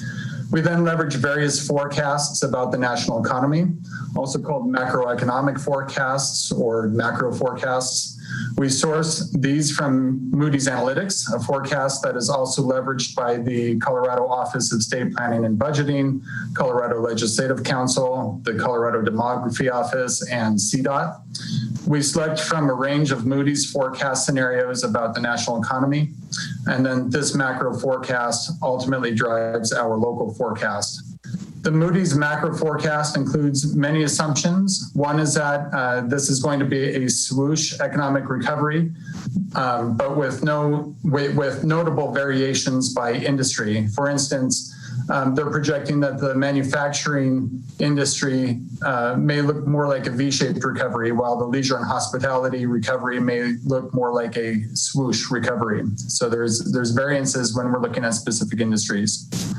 The second major assumption that we looked at is that the GDP gap remains in place until 2023, meaning that there's excess capacity and labor slack in the market for at least 3 years. We also note that the short-term GDP growth is very volatile. Rich mentioned that the first quarter GDP shrank by 5%. On an annualized basis. The second quarter GDP is expected to decrease 33%. The third quarter is expected to increase 16%. But I want to emphasize how to read these GDP growth numbers. These are annualized numbers, meaning that Q1 decreased 1.3% over Q4 2019. But when this rate is annualized, revenue, or GDP rather, decreased at a 5% annualized rate. So when we annualize it, it just is projecting it out as if it were to grow at that same rate for a whole year. So Q2 may have decreased or may decrease a simple 9.4% from Q1 to Q2, but if it continues at this pace, then the rate of decline would be minus 33%, hence a 33% annualized rate of growth or loss. Another assumption is that the employment trough hits a bottom this quarter, the second quarter of 2020, with the recovery in 2024. This scenario does not assume a second business disruption like the lockdown that we're just now emerging from, and it does assume a vaccine in the summer of 2021. Of course, Moody's also recognizes there are many risks to the macro outlook, including a few that I'll mention. One, that there could be a second wave of the coronavirus that is more severe than they are currently expecting.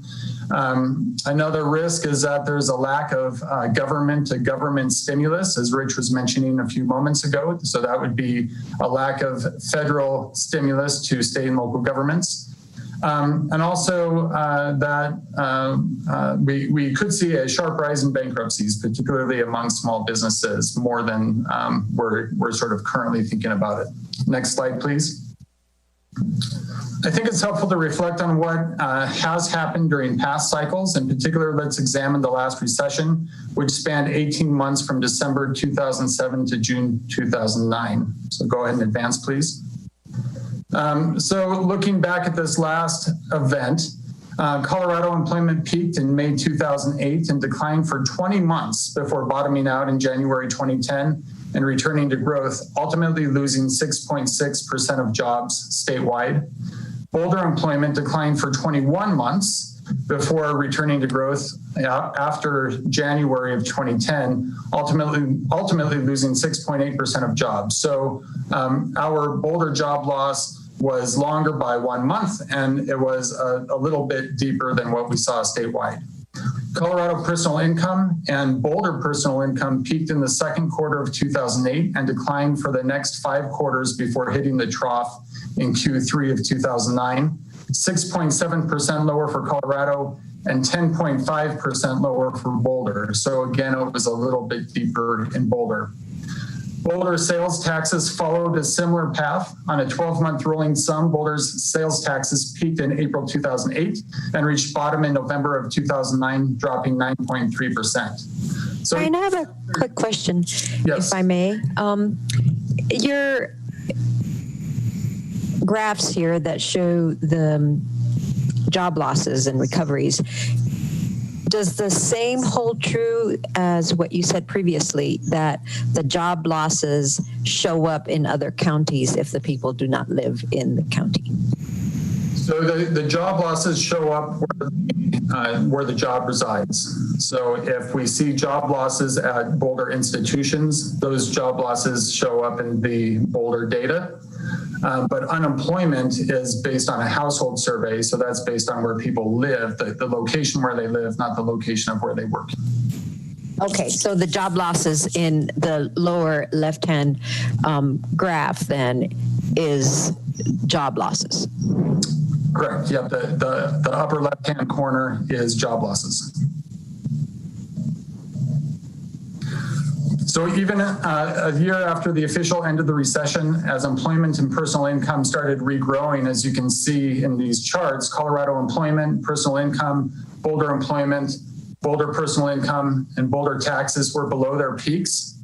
So not until personal income recovered did we see a recovery in sales taxes, which then impacts this decrease in personal income and employment ultimately impacts consumption, which impacts retail sales, taxable sales, and taxes. So this is a really important point as we look forward at the projections. So please advance one. So now let's look at what we're facing today. Go and advance another one, please. Our model has Colorado's economy stagnating slightly longer than the nation before recovering. So we are projecting 9 quarters with personal income below the peak, with a Q1 2021 deficit. So that's a year from now, 21.6 billion below the high water mark from Q4 of 2019, as federal unemployment backfills go away and as the job market remains depressed. So go ahead and advance. As Rich showed you earlier in this presentation, personal income is comprised of dividends, interest and rent, transfer payments, proprietor income, and wage and salary income. The wage and salary income specifically is projected to follow a similar pattern in the state, down 7.5 billion, a smaller amount than personal income because we're looking at just the wage and salary piece of personal income. Please advance. Of course, this is driven by the fall in employment that we projected reaching bottom this month here in June, but taking until late 2022 to rebound to the prior recession peak, which is slightly faster than the national employment recovery that we're looking at. But Q1 2021 may still show a deficit of 6%. So that's, again, taking a look at about a year from now, we're still projecting this employment deficit. Please advance. Which is why we still see an estimated deficit of 4.7% for Boulder personal income in Q1 2021. So I think there's sort of this thought process where it goes, if we've been under lockdown, if businesses have been shut down, like what we've currently seen over the past 2 or 3 months, then this should really be the worst of it, and we should be on this path to recovery. But the story that I've just told you is really showing you how this deficit in employment and income lead to an economic deficit that lasts until about the first quarter of 2021 before we actually start marching towards a recovery. Please advance. Which leads us to total taxes. The summation of sales taxes, auto use taxes, construction use taxes, other use taxes, and property taxes, which is what we were charged with helping you all forecast. We provided a low, medium, and high estimate for the tax revenue streams. Our medium estimate for taxes calls for 7.4% decline for calendar year 2020, followed by a modest decline in 2021 before recovering. And again, that 2021 decline is really led by the first quarter. Revenue surpasses the prior peak in 2023 as the employment and income gaps close. The upper bound optimistically shows a 0.8% decrease for 2020 full year, with recovery of revenue in 2021, while this pessimistic or low scenario puts Boulder's revenue recovery on a path beyond the forecast horizon that we looked at. Now let's look at a couple of specific revenue sources. Please advance. This is a slide that I showed you in late April, but then I could only reflect on March data when we looked at this in April. Now we can view national retail sales by category for the months of March and April. Overall, retail sales fell by 23% in 2 months. This is a record decrease, with grocery and liquor sales leading with over 10% growth and losses across all of the other categories. The worst being in clothing stores, which were down about 90%, furniture stores down about 67%, electronics 65%, and restaurants and bars down 50% in just 2 months. Next slide, please. Data that we received from the city staff showed grocery sales taxes increasing 75% from February to March and 89% year over year, while all other retail sales decreased 7.6% year over year, from February to March, illustrating a similar pattern to what I just showed you for national retail sales, so a very different magnitude.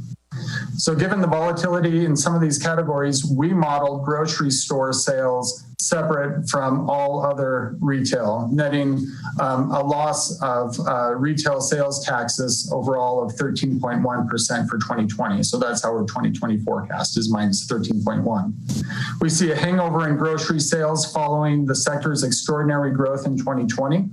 Grocery sales decreased from 2020 to 2021 in our forecast before returning to growth. But aside from this anomaly in grocery sales in 2020, it's more or less a trend growth from 2019 to 2021. All other retail sales returned to growth in 2022 in our model, but they still remain below peak for the horizon. So they start to grow from a much smaller base, and it's on a slower path to recovery. Next slide, please. Next, we looked at construction activity as an indicator for construction use taxes, along with other driving indicators for construction. In 2019, the value of construction in Boulder County was down 5% compared to 2018. And for the first 4 months of 2020, the value of construction in Boulder County was down 33% year over year compared to the first 4 months of 2019. So as we look forward nationally and statewide, the construction outlook is down to the COVID-19 pandemic, which thus for Boulder, we end up projecting a decrease in construction use taxes for the city of Boulder. Please advance. Of course, this trajectory for construction use taxes may change based on just a few projects that get permitted. So if we saw a couple of large residential or commercial projects come online, that could change this construction use tax trajectory. Next slide, please. And I'm going to end by talking about property taxes. In Colorado, most property, including residential and commercial, is assessed every 2 years. Hence, the assessed value from 2019 essentially designates the taxable value of your home in 2020 and 2021. Change in property taxes in the off assessment years then are largely based on transactions or sales. Hence, what we get here looks like a step function in how property taxes grows. Next slide, please. The great impending risk to property taxes is a Gallagher Amendment, and there's been a couple of really good articles about this recently in the Colorado Sun and the Denver Post that explains this pretty well. This amendment was adopted by Colorado voters in 1982, and it intends to split the property tax burden between residential and commercial properties. For residential, it's fixed at 45% of the burden, and for commercial, it's fixed at 55% of the burden. Residential growth and appreciation has outpaced commercial growth and appreciation in Colorado, requiring adjustments to the assessment ratio to keep this property tax split in check. So for commercial properties, the assessment ratio is 29%, meaning that $1 million commercial property has a $290,000 taxable value, $1 million times 29%. Residential properties are currently assessed at 7.15%, meaning that $1 million residential property has a $71,500 taxable value. Based on the city general fund mill levy of 9.948 mils, the commercial building owner under the scenario I described would owe the city of Boulder nearly $2,900, while the residential homeowner would owe the city of Boulder $711, in addition to the county property taxes, school district, and special districts. It has been suggested that the residential assessment ratio could drop to 5.88%. If that were the case, $1 million residential property would then net Boulder $585 versus $711, which would be a decrease to that homeowner of 18%. Roll this up for all of the residential properties in Boulder, and it yields a decrease of about $4 million for Boulder on average per year over the years from 2022 to 2025. Then think about what this means for other local taxing jurisdictions like Boulder Valley School District, which includes homes not only in the city of Boulder, of course, but all of Boulder Valley. And BVSD's mill levy is 48.359, nearly 5 times the rate for the city of Boulder general fund. So that starts to multiply it then in your head what that would mean for the Boulder Valley School District and for our special districts within the region. Next slide, please. I just want to end with a couple of comments. I want to remind you that we build our models using time series data and track how the local economy performs in relation to the regional, state, and national economies. Our forecasts may be too high or too low, reflecting uncertainty in the economy, but that's why we provide you with a range with our most likely estimate. We're updating the forecast monthly to reflect the most current economic situation, and we're working closely with city staff. I have to say that city staff has the additional benefit of institutional knowledge that can help refine our economic outlook. We're also looking at other refinements to improve our model, including forecasting at a more disaggregated level. I already mentioned how we forecast grocery and all other retail sales separately. We're looking at ways to further disaggregate those revenue streams to see if we can come up with even a better forecast. I'm going to stop there, go ahead and advance one slide. And if you all have the time, Robert McNown, Rich, and I are happy to take some of your questions.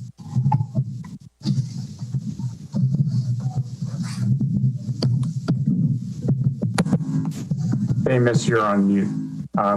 So I don't have any hands up right now. Questions. Mark? Forecast you made in your last presentation to us, my recollection was you projected a trough of about 15% unemployment, rising to 8% by the end of the year in 2020. Are these consistent with that? Have they changed for the worse, changed for the better? Well, I would say on the sort of national macro, going to the first part of your question, the main numbers and the unemployment numbers associated with that were a little bit of a surprise, but I was talking 8-9% by the end of the year, and I think most of the forecasts now are saying it's probably going to be still at 10% by the end of the year, 9% or 10%. So I think they're pretty consistent in that respect. In terms of the other types of recovery by sector, I think that's still pretty much unknowns at this point. Okay, thank you. Thanks, Mark. Mary? Thank you for that presentation. So there's been a lot of talk about how this event has affected disproportionately people of lower income. And there's also a lot of conversation out there about remedying that that issue and doing so via things like minimum wage and paid sick leave. Do any of your models show the recovery if such policies were implemented? And if so, how? Well, minimum wage is already built into it at both national and state level. The unpaid sick leave is,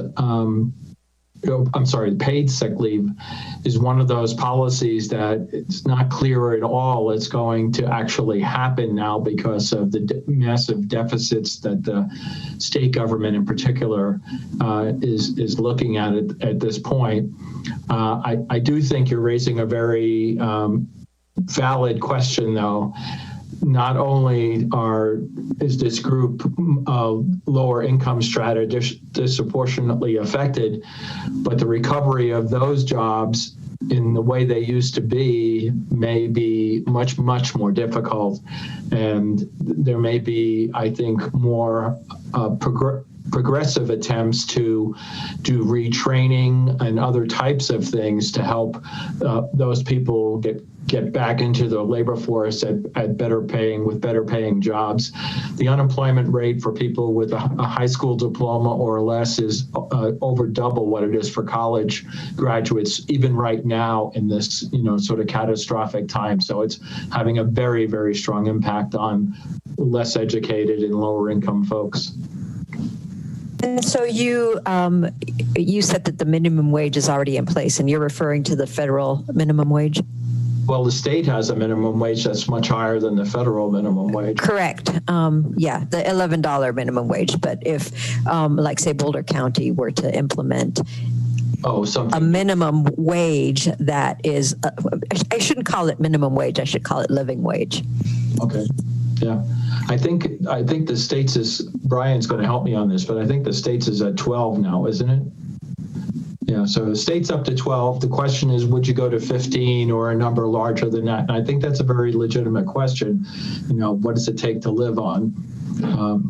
But no, the model doesn't incorporate increases beyond what we know in legislation. So all the models are business as usual recovery. I guess that's a fair statement. Yeah, business as usual. Thank you. Yeah, as if anything is usual right now. Adam? Yeah, thanks, Mary, for bringing up the minimum wage. Unfortunately, that was one of the things that dropped off when COVID hit because of small businesses not being able to bear that. But that's another topic I'd love to bring back as soon as possible, because we could get more resiliency for individuals if they were paid higher and hopefully a living wage, which is about $15 in this county. My specific question was, have you looked at any statistics about office space usage and what the long-term impact on office space might be, considering that we may get a shift to a work from home culture more permanently than we anticipated, much faster because of this event? So I'm just wondering, because for long-term planning of the city, I think that's a really important aspect where we could maybe be looking more at housing options instead of office space options in the future. So that's a good, so we've been following this sort of the short run. There's the long run question, which I think you're asking, structural change kind of question. But the short run, we've been asking and conversing a lot and confidentially with different real estate companies and rental and so on, who tell us that space and retail are struggling and they're starting to fall behind on payments, especially, of course, the retail. And they say they have been approached by some companies about downsizing their space, to go to your point specifically. But they also say there are some companies that are approaching them on increasing their space because their people are in too close together at this point in time. So when they bring them back to have them socially distanced going into the future, they need to put more cubicles in or space them out more. And so far that's an inconclusive at this point. We don't know which way it's going, but your point is well taken. If more people are working from home, I think it suggests a couple of things.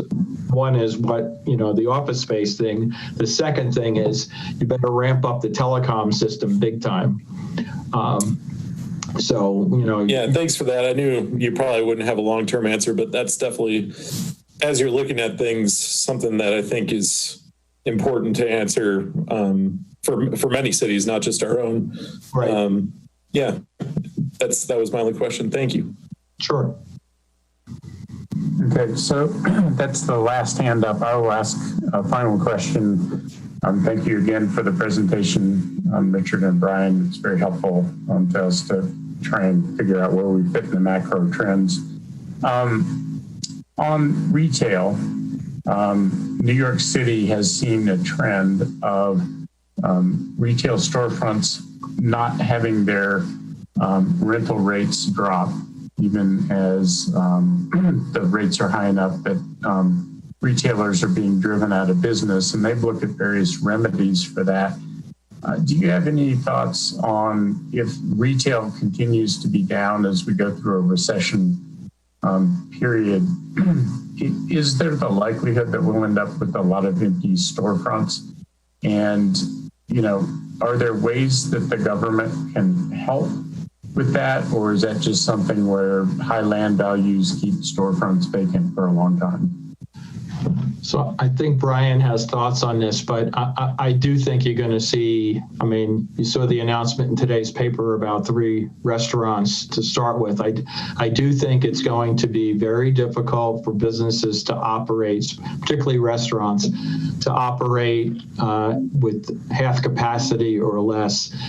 It's a low margin business to start with. And so when you're talking about fewer people in the restaurant and lower volume, it's going to be tough. So we'll see how that sort of bears out, but I do think that's going to lead to more storefront issues. We have seen, by the way, like you probably have read or heard, Starbucks for every one of their locations in the country is telling the landlords, we're cutting the amount we're paying you, take it or leave it.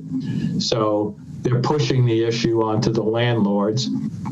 But one sort of policy that's come up is some sort of a rent reduction for a period of time, at least I've heard this proposed, where it was a combination of the landlord giving up some of the rent and also some of it being property taxes from the community. Now, you're not in any particular shape to be giving up property taxes with the budget issues. So I don't know, but it's one of those things where it's shared suffering, if you will, in terms of who's helping to support the businesses, both the government and the realtors or finance people that are behind the real estate. So we'll see if any of those things come forward. Otherwise, I think they're going to be looking at a lot of storefronts that are going to have, take a while to fill. Is that what they prefer, or would they prefer to help those businesses continue on and not have to refill everything over time? And especially true with retail, of course, with the shift to all of the e-commerce that's occurring at the same time. Thank you, Richard. Mary, you've got your hand still up electronically. Are you good? Okay, so I think we have no hands up. I will kick it back to Jane to see how you want to proceed, or Cheryl. I think it's Cheryl. Yeah, it is. Thank you. So, next slide, please. I'm going to start the conversation and provide some April sales tax and other revenue results to you. Just as a reminder, sales tax and use tax represents 48% of total city revenue, excluding utilities. And just a point I want to reiterate that was just brought up by Rich and Brian's presentation. We obviously have seen a pretty big decline because of the closures related to COVID.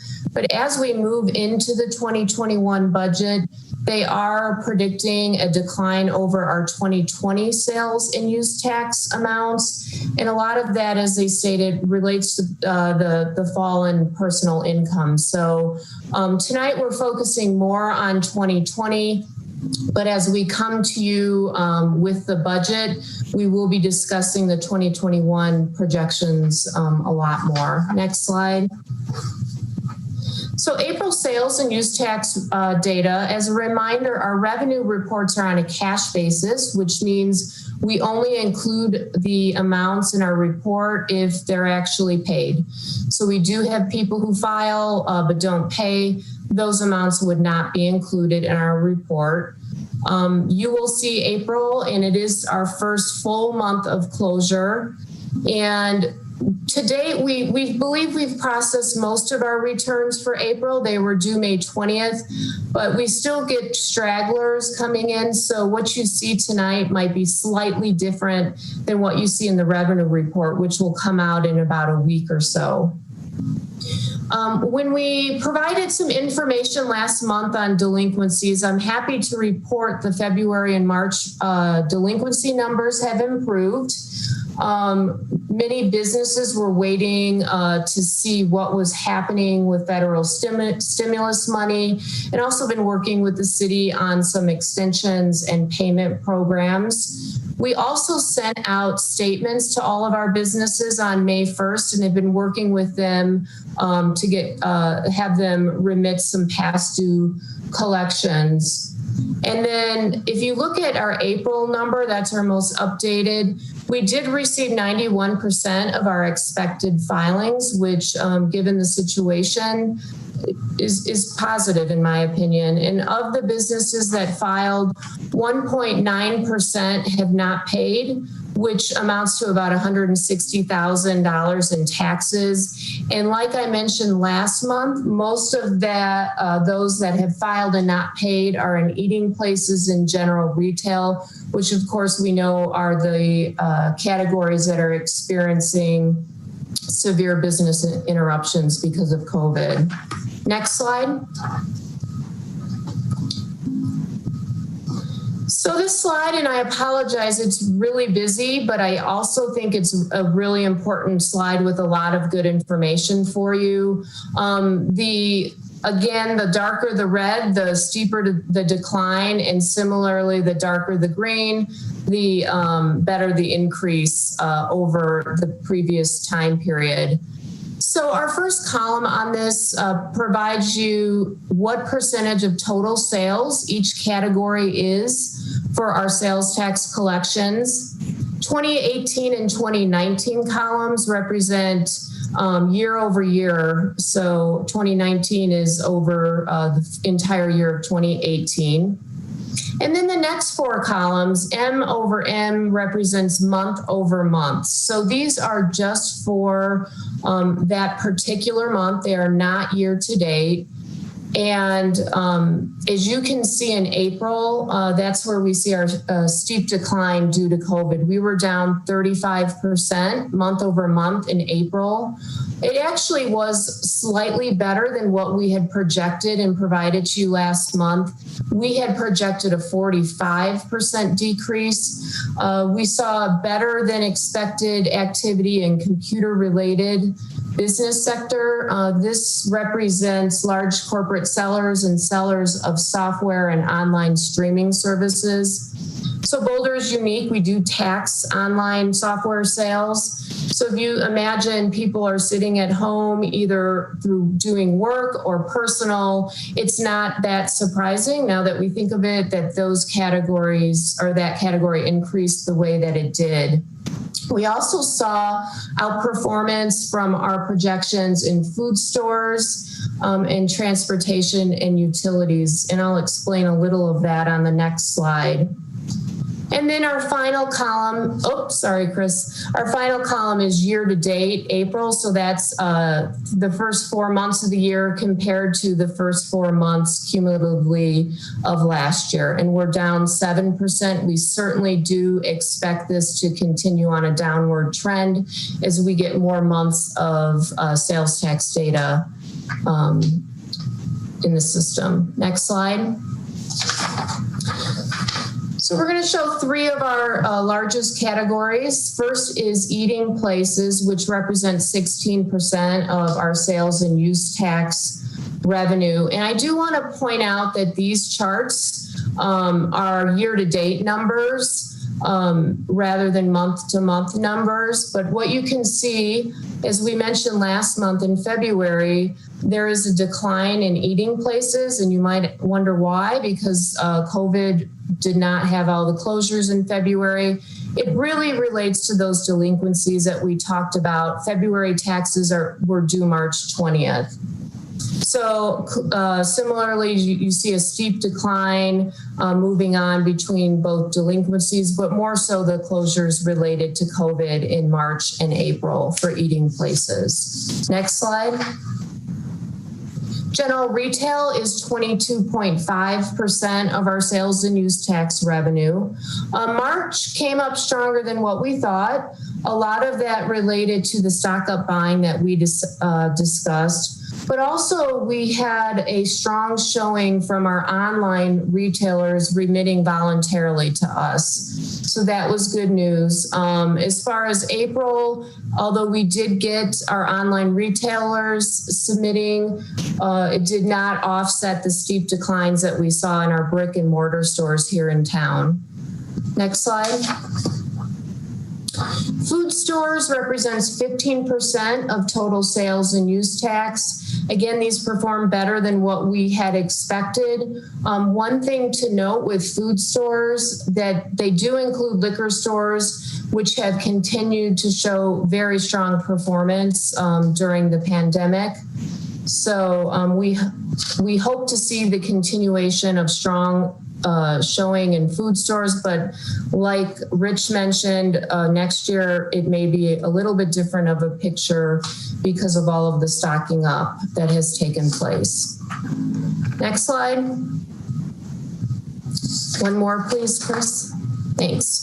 So our next category I want to talk about is accommodations and short-term rental tax. And as we all suspected, this has taken a complete nosedive.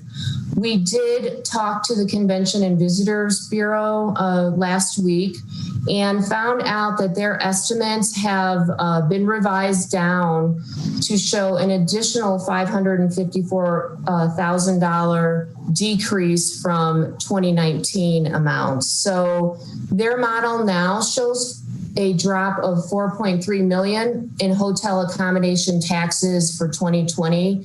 And we did include this new revised amount in our forecast that Cara will talk about soon.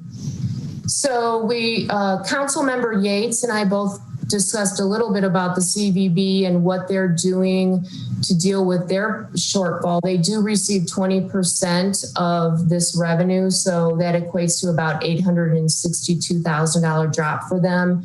And they're making strategic decisions and adjusting their work plan operations and staffing levels for this year. Next slide. So this slide shows just some of our other major revenue sources that have been impacted by COVID.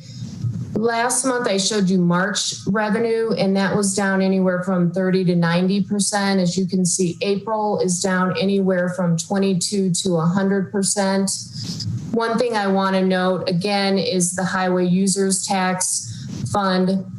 The collections from the states do lag, and the Transportation Department is estimating up to a 70% decrease during the closure. So that will certainly have a significant impact on transportation. So again, we used all of this information and information that we received from Rich and his team to put in our new modeling, which Cara is going to go over next.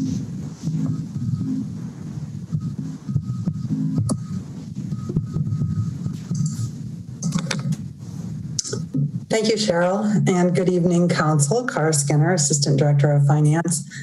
Next slide. So as Cheryl indicated, we are incorporating into our revenue forecast models the output or the results from CU's econometric model. And we have also been consulting not only with the CVB with regard to accommodations tax, but also many of our departments who are closest to these different types of taxes and fees. So we've incorporated all of that into our revenue model. Next slide. So this slide, before we get into our new modeling results, we wanted to put before you the results of CU's retail sales tax forecast against what we presented to you back in April. And I appreciate that Brian went quickly through his forecast slides, but I'll probably add a little bit of commentary to their forecast as I understand it, as we've been conversing over the last week. So the three bars in yellow are CU's estimates for 2020 retail sales tax. And the medium is actually their most likely result. And then the high and the low are the bounds of that result. So they are less probable, but they are potential. So the medium is the most likely. And that medium you'll see is right next to scenario A, as we presented back in April. So they're quite similar. I think there's about a 1% difference there. And then their low, which means low revenue, is a little bit higher than our scenario B and scenario C that we presented back in April also. So a little bit more optimistic than what we were thinking at that point. What their high bound has done is sort of, reintroduced a more optimistic potential than what we had back in April. Next slide. So now we're going to show the revenue shortfall estimates as we did last month or back in April. Next slide. So this is similar to what we presented, and this is potential revenue shortfall by source. So again, we have the same 6 sources down the left-hand column and retail sales taxes across the top. And we lined these up with the CU modeling. And so the first column is the most optimistic and what they're calling high, meaning high revenue, which then translates to a lower or smaller shortfall. Then the shaded blue, again, the most likely, and again, similar to our scenario A, is the medium revenue level or medium shortfall. And then the column to the right is the most pessimistic or the low revenue, which results in the greatest shortfall. So we applied a lot of their assumptions to these other revenue lines. But I do want to draw your attention to the third line down, the parks and recreation fees. You'll notice that that's the same number across, and that was based upon discussions with Parks and Rec, and they think that is their best estimate. You'll note that that is a substantial decrease of 43%. And then the lowest line, as Cheryl mentioned, accommodations tax. We have inserted the updated forecast from the Convention and Visitors Bureau of that decline of 4.3 million, which is a 49% decrease. And we have that consistently across the 3 scenarios. So big picture, in the most optimistic, for those that we modeled a range, the declines are between 6 and 10%. To the most pessimistic, the declines are between 16 and 19%. So a pretty wide range of a 10%, but I think that reflects the uncertainty of the situation. Next slide. So this, again, is similar to a slide we showed last month. And this is the potential revenue shortfall by fund. And again, the funds in the left-hand column are those funds that are our largest funds that are impacted by COVID. And again, the same 3 columns. And we just do want to note that the medium, which is similar to what we presented in April to scenario A, the total across these funds is 32.6 million. That's very close to what we were presenting in April, which was 31.9 million. The most pessimistic, the column on the right, across all these funds, the decline would be 42 million, which is just slightly less than 41.1 that we showed last month. But again, so that range from 32 to 42 is similar to the range that we had last month. So I think the big picture story is that the outlook hasn't changed substantially between last month and this month. But what has changed is this sort of reintroduction of this potential high or most optimistic where the total decline would be about $25 million.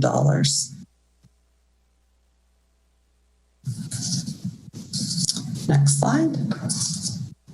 So facing those potential budget shortfalls, the city has put in place a number of budget balancing actions, and we're going to talk about those quickly. Next slide. And before we discuss the budget balancing actions, we thought we'd provide a little bit of context with regard to the budgets of these funds that are most impacted. And so for the general fund and the governmental capital fund, which is funded by the general fund, and for open space and mountain parks, the majority of those budgets are for operating personnel expenditures, which is abbreviated here with PE. And then the next largest budgeted category of expenditures is operating non-personnel expenditures, or NPE. And then they each have about 7% for capital. And that really reflects the services and programs and the personnel needed to provide those services. Transportation, you'll notice, has more capital, but it is still only 1/3, and a lot of operating NPE and PE. And then next slide. And then the Parks and Recreation Department has two funds that are significantly impacted: the 25-cent sales tax fund, and then the Recreation Activity Fund that we sort of refer to as the RAF. You'll notice for the RAF, more than 2/3 of that fund is budgeted for personnel expenditures. So Parks and Recreation has really taken a systems approach and considered all funding sources when prioritizing operations and making their reductions. So that's sort of the context of the budgets and the composition of the budgets as we move into looking toward budget reductions. Next slide. So preliminary total balancing actions by fund. You'll see the funds down the left column, and then the first column is this non-personnel and capital.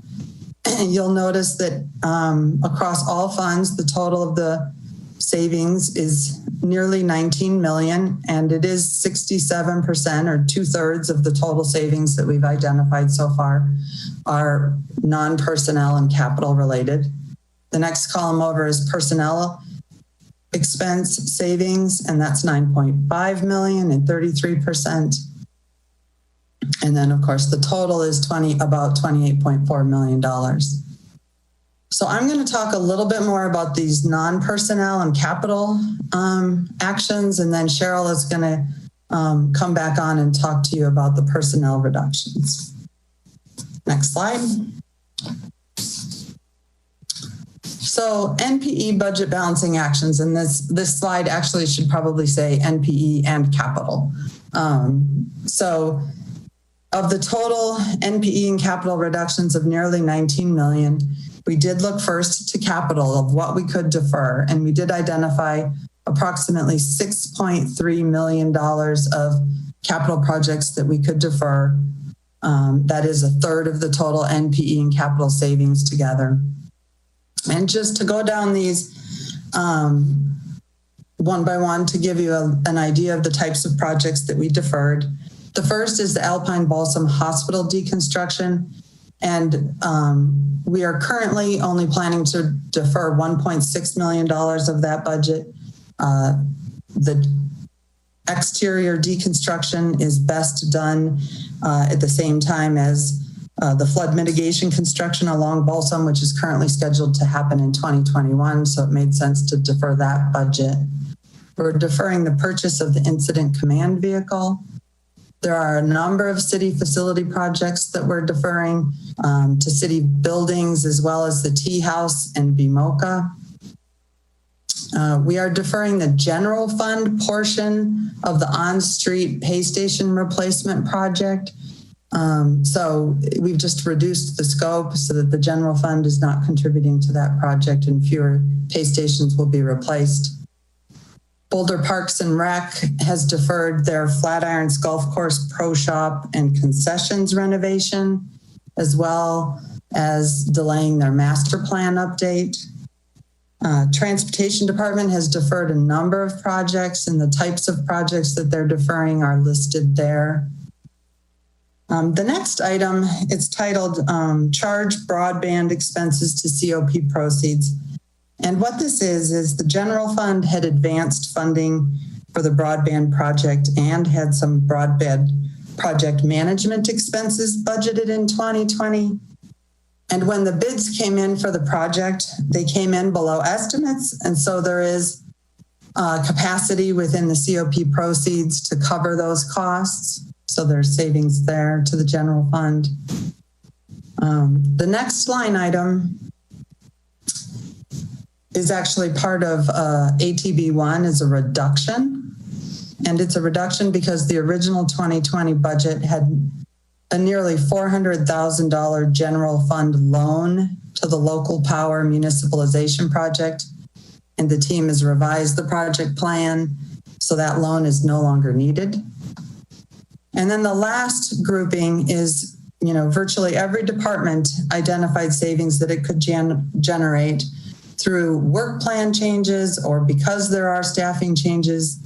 The reality that there are lowest service levels in part or largely due to the fact that we have closed facilities, canceled events, and canceled projects.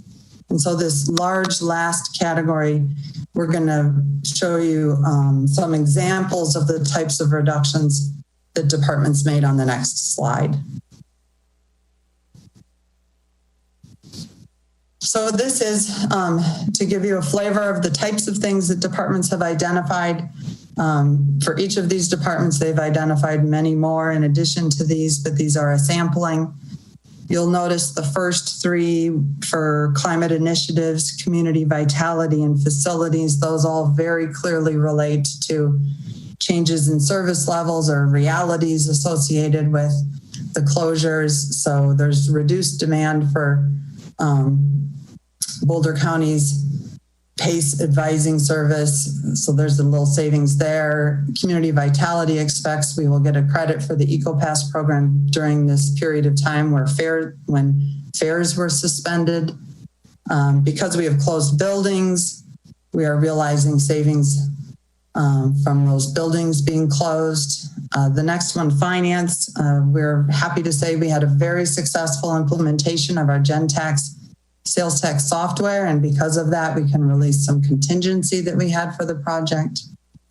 Couple lines down, Housing and Human Services has done a yeoman's work and really worked to reprioritize their Human Services Fund and Health Equity Fund to really focus on basic needs of the community. And so this is one of the changes that they made. You'll hear later from Kurt Fernhuber regarding his budget, but they've done a lot of good work there. And I don't need to go through each and every one of these. I can give you a little time to gaze at them, but just a lot of work by the departments to identify non-personnel operating expense savings. And then this list alone totals up to $2 million. And of course, there are many more that add up to that total sum on the previous slide. But with that, I'll turn it back over to Cheryl, who's going to present on the personnel expense actions. Thanks, Cara. Next slide, please. So I just want to start off by recognizing that personnel reductions are certainly a much more difficult thing than when we're talking about non-personnel. It impacts our staff, who really are our most important asset to the city. So unfortunately, when you look at those charts that Cara showed at the beginning of her reduction presentation, many of our funds have over 50% of their budget in personnel. So when we're looking to fill a gap as large as what we are anticipating, we do need to look to staffing when we do that. So the first slide is really our reductions by the numbers. And I want to start off on the left-hand side in blue and that's our standard employees, and that's compared to the right-hand side in gray, which are numbers related to our non-standard employees. Now, when I talk about non-standard, I mean our seasonal employees, our temporary, and our interns. And we see most of these employees in Parks and Rec and OSMP as they have summer programs that require us to hire seasonal and temporary employees. But I'll start by the numbers on the left-hand column for our standard. As you saw in Rich and Brian's forecast, we realized that the impact to sales tax and other revenues, quite frankly, is not just going to be in 2020. It's going to be long-term. They're predicting a 2 to 3 year recovery from COVID. So when we start thinking long-term, we really need to look at ongoing costs. And we made the decision to do some layoffs and terminations effective June 1st. And that's the 56 number on the left for our standard employees. And of that 56, 7 are fixed term employees. And these employees were set to have their positions expire at the end of the year. We moved it up to June 1st. The second item is the furlough that we talked about last month. And right now we really have 2 phases of furlough. The first phase is what we presented last month, which was from April 20th to June 29th.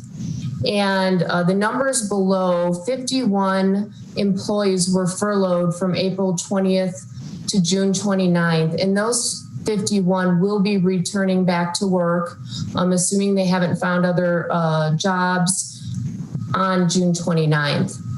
We then have had 33 employees actually return early from their furlough. This is because buildings have opened, some programs have started back up again. And then the next category, which is 33 as well, are employees that were furloughed in this first phase of April 20th that are being extended through September 20th. And the reason these employees are being extended is because they're in areas where we still have building closures, we still have services that aren't being provided, but we do anticipate that these services and buildings will be open as the year progresses. So we certainly did not want to consider these employees for layoff. And then finally, the fourth category of 4 employees. This really is our phase 2 round of furloughs. And these employees started their furlough on June 1st and will be furloughed through September 20th. And we will be reviewing these furloughs at the end of August once we have more financial information and we know more information. And then the third category is vacancy holds. So we have 103 throughout the city. And these are positions that are open right now that we're just not going to fill for the end of the year.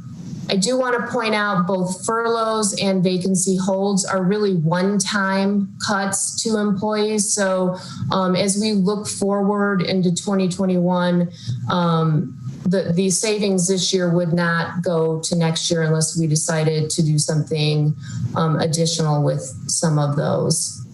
In the right-hand column, again, is our non-standard seasonal, temporary, or intern.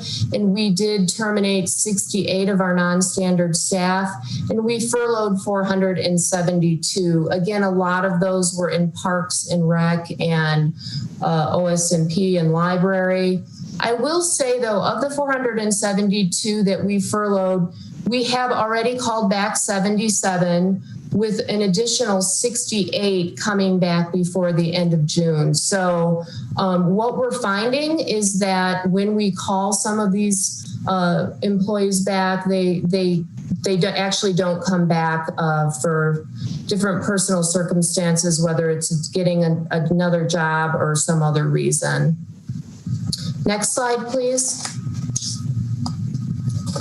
So here's our labor reductions by department, and I apologize again, it's pretty small, but what I think it really shows is that cuts were really taken across every department in one form or another. There's not one department that hasn't felt any pain from the COVID situation. Also, as you can see, parks and library are definitely the most impacted due to the closures and program cancellations.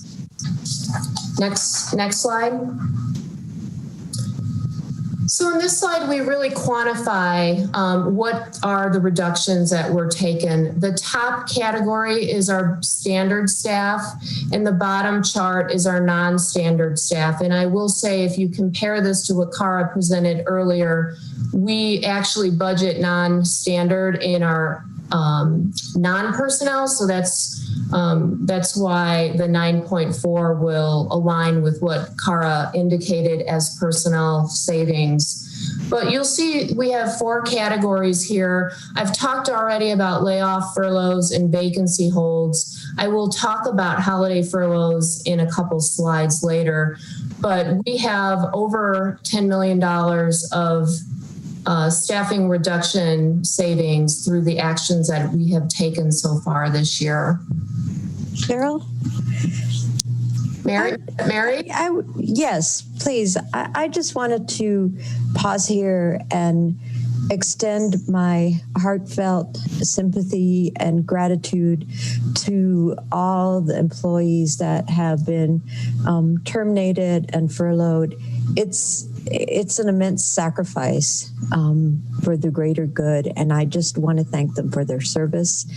And my heart goes out, and I just want to say thank you. Thanks, Mary. I think that's on behalf of all of City Council. Thank you so much. I totally agree. Next slide. So we wanted to provide some data regarding the racial equity breakdown of the reductions that we have made. And we have 3 columns. The first column is the pre-reduction benchmark. So this is before all of the COVID reductions hit, what our employee base looked like. And I will say the breakdown of this and the percentages almost change on a daily basis. We have people leaving the organization, coming into the organization. This data was as of June 1st, so I kind of want to caveat that. The second category is layoffs and terminations. This does not include furloughs. It is only the layoffs and terminations that we've made. And then the third category is what we look like after the layoffs and terminations. So it's basically the pre-reduction minus the layoffs and terminations. Are there any specific questions on this slide? No? Okay, next slide, please. So I talked about what we're calling the holiday furlough, and this is a furlough that impacts all current city staff except for emergency personnel and fire, police, and OSMP. So think of those folks that wear uniforms. Those people will all be exempt from this for obvious reasons. Another thing I want to really point out about our plan for the the holiday closures and holiday furloughs is we are not allowing employees to take vacation days during these furloughs. The point of the furlough really is a budget reduction strategy. We also want to point out that the furlough days that we're indicating here are days that the city will be closed. So it's similar to a holiday. Certainly there are operations that are 24/7 that will continue on. If we have a big snowstorm on Thanksgiving, we still will have plows out similar to any holiday, but all other city services will be closed just like any other holiday. And what we tried to do, we actually want to thank the city of Denver as we tried to base our model on their model. We tried to base these furlough days based on holiday weekends. Really for a couple of reasons. First of all, a lot of employees are taking off or would like to take off a longer weekend.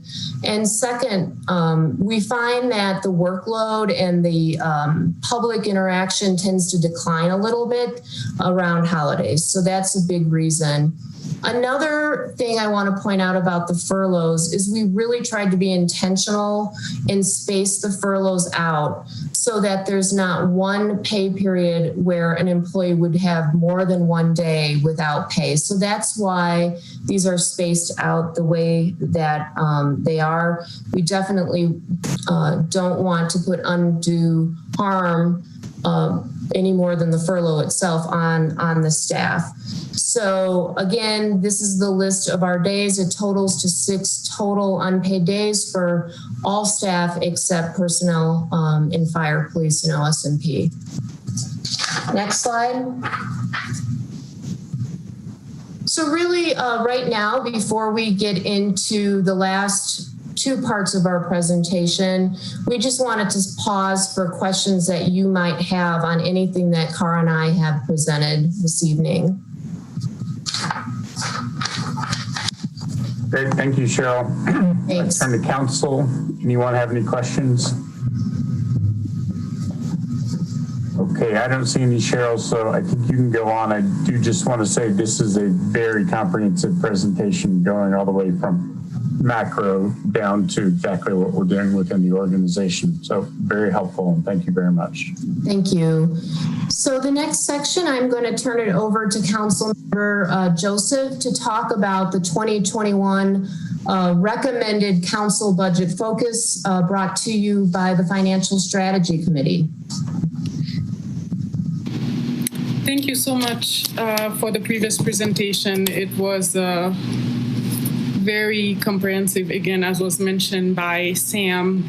So whether it is the city staff, city council, or the strategic committee, we are looking holistically at the 2020 budget. So as a reminder, the city provides many valuable programs and services to community members. With limited resources, it is important to acknowledge which programs and services are essential, important, helpful, or considered amenities, especially in the time of the coronavirus or, the current time that we're living in. With public safety as a #1 priority, it is also important to prioritize use of funds that address the most basic needs and health of the community, utilizing dedicated funds in accordance with those requirements. Also, we follow public health guidelines, which will limit the community access to facilities and programs and will reduce city staffing levels. We will continue to focus on advancing racial equity by making long-term strategy decisions that do not negatively impact but uplift communities of color and other historically marginalized groups. We will also make data-informed decisions that consider service level impacts and stated matrix. We also recognize the city is largely a service organization and our employees are our greatest assets in providing those services. So the city will preserve investment in employee training and workforce development. So this is our proposed 2021 council budget focus.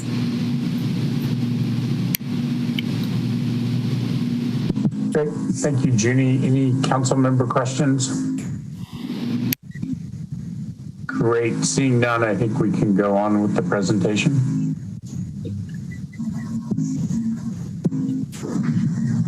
Good evening, Council. Kirk Fernhauer, Director of Housing and Human Services. You can go to the next slide. So over the past few days, you've received a number of emails about the reduction of the Housing and Human Services budget over the last 3 years. The information in that email was correct. However, it's not the full story.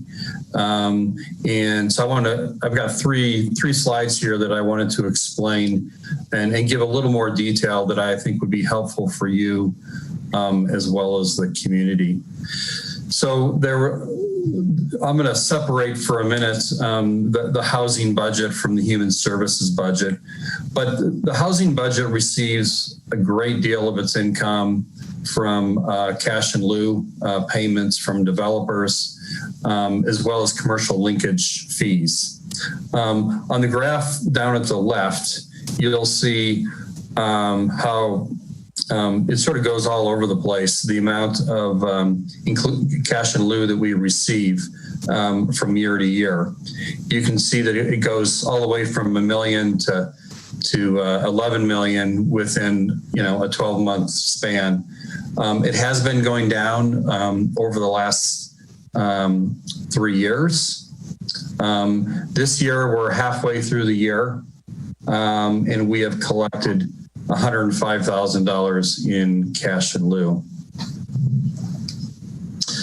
Linkage fees, as you're well aware, those linkage fee amounts have been going up a bit each year. 2019 was a pretty spectacular year. 2020, we're down a bit from that, but again, we're halfway through the year. Next slide. So this is to sort of show the investments that we've made in housing since 2010. There's been really good progress over the last few years. Almost 1,500 units of affordable housing have been added to the city. You can see we went from 5.6% to we're currently 8.3%. We'll probably be closer to 8.5% or higher by the end of the year. And that's all moving towards our 15% goal in 2035, which you as council adopted. Next slide. So let's go along year by year. I think this will be helpful, particularly for the individuals that emailed you over the last few days. So the top line is our housing budget. You can see in 2015 it was 28 million, went down to 21 in 2016, and then in 2020 it's 29 million. And the caveat there is that includes our adjustment to base, which is currently in process right now. So it's important for the public to know that for the housing portion of our budget, we typically budget relatively conservatively. And then we adjust it as we go through the year based on how the income is coming in and based on opportunities we have to invest in affordable housing projects. So the budget number that was quoted in the email, I think, was about 21 million. That number was correct, but it didn't take into account the ATB, which is currently in process. That puts us relatively even with last year. The human services budget over those years, you can see, has gone up pretty significantly, and in large part that's based on the sugary beverage tax. That is a new fund that started coming in 2018 and has certainly grown, and it's been a great fund to support a lot of our lower income households and families in support of healthy services. Below that, you'll see housing expenditures and human services expenditures. So you'll see that our investments in housing went up quite a bit in 2017. They've been very strong over the last 3 years. Currently, we've put in $4.8 million into affordable housing developments or projects. That will certainly go up between now and the end of the year. However, we will be monitoring our cash in lieu income and other income to ensure that we're staying within the cash flow that we have at the time. Human services expenditures, you'll see that those have grown over the year, over the years, and this year, halfway through the year, we're pretty much on target. And then the last... Kurt, can I interrupt? I'm sorry, I just have a quick question. I'm looking at the 2019 line on the column, and you got the human services budget of 18.5 and human services expenditure of about 13.4. So where's the missing 5 million? Is that all distributed by the Health Equity Fund, or what's the gap there? So that's that will be a carryover to the next year. And as the health, a lot of that is the Health Equity Fund. We budgeted that relatively low because the tax had not been implemented yet. So it's taken us until this time to actually recognize how much income comes in from that tax.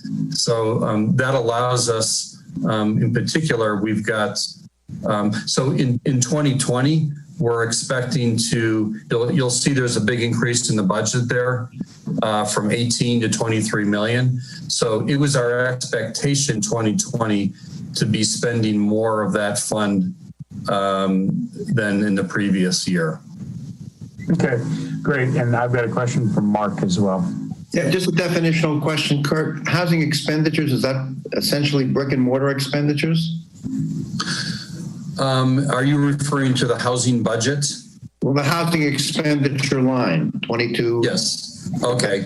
Yep. So the majority of it is yes, and then there's also a bit in there for the salaries of staff that work on these projects and various admin costs and that sort of thing that go along with the work that we do. But certainly more than, typically more than 80% to 90% of those funds are going towards brick and mortar. Okay, thanks. Yep. Thank you, Kurt. Go ahead. So I'm almost done here. The last two lines shows in numbers what you saw in a graph when I started off. The cash and lieu payments that come in each year, and then the linkage fees. So part of the story here is that our income for housing and human services, but particularly housing, varies quite a bit from year to year, and it requires the implementation of adjustments to base through the year to really optimize those resources. So that's the end of my my 3 slides there to really sort of answer the questions that were brought up in those emails. Thank you. Thank you, Kurt. We have a question from Mary. Just a real quick one, Kurt. Thank you for the presentation and for the efforts in putting it together. I recall that there is a dedicated human services fund that comes from sales tax. Is that correct? That's correct. And where does that show up in this is in the human services budget? That's correct, yes. Okay, and so that would be like up until 2018, it would be the 8.2, 8.5, and 10.9 million. Yeah, a bit, that's correct. Yes, for the most part, that's correct. Yes. Okay. Majority of that. Great, thank you. Yep. I've got Aaron. Thanks for that, Kurt, to provide some context for those numbers. So my question is, so you see how we've been doing well in the last few years. How are we going to protect these funds and these services for, the folks who are in the most need in our community, through this downturn? Yeah, that's a great question, Aaron. As we've gone through this budgeting process, we've really prioritized what we would see as the critical needs in our community. And so we've, the filter that we've used in redefining our budget for this year, we've targeted food security, rent and housing security, childcare support, homeless services, and health and mental health services. So things that are outside of that are where we really made our cuts. And so we've had to redistribute funds to be able to continue to support those and actually create additional resources as needed. One example I could give is, rent supports.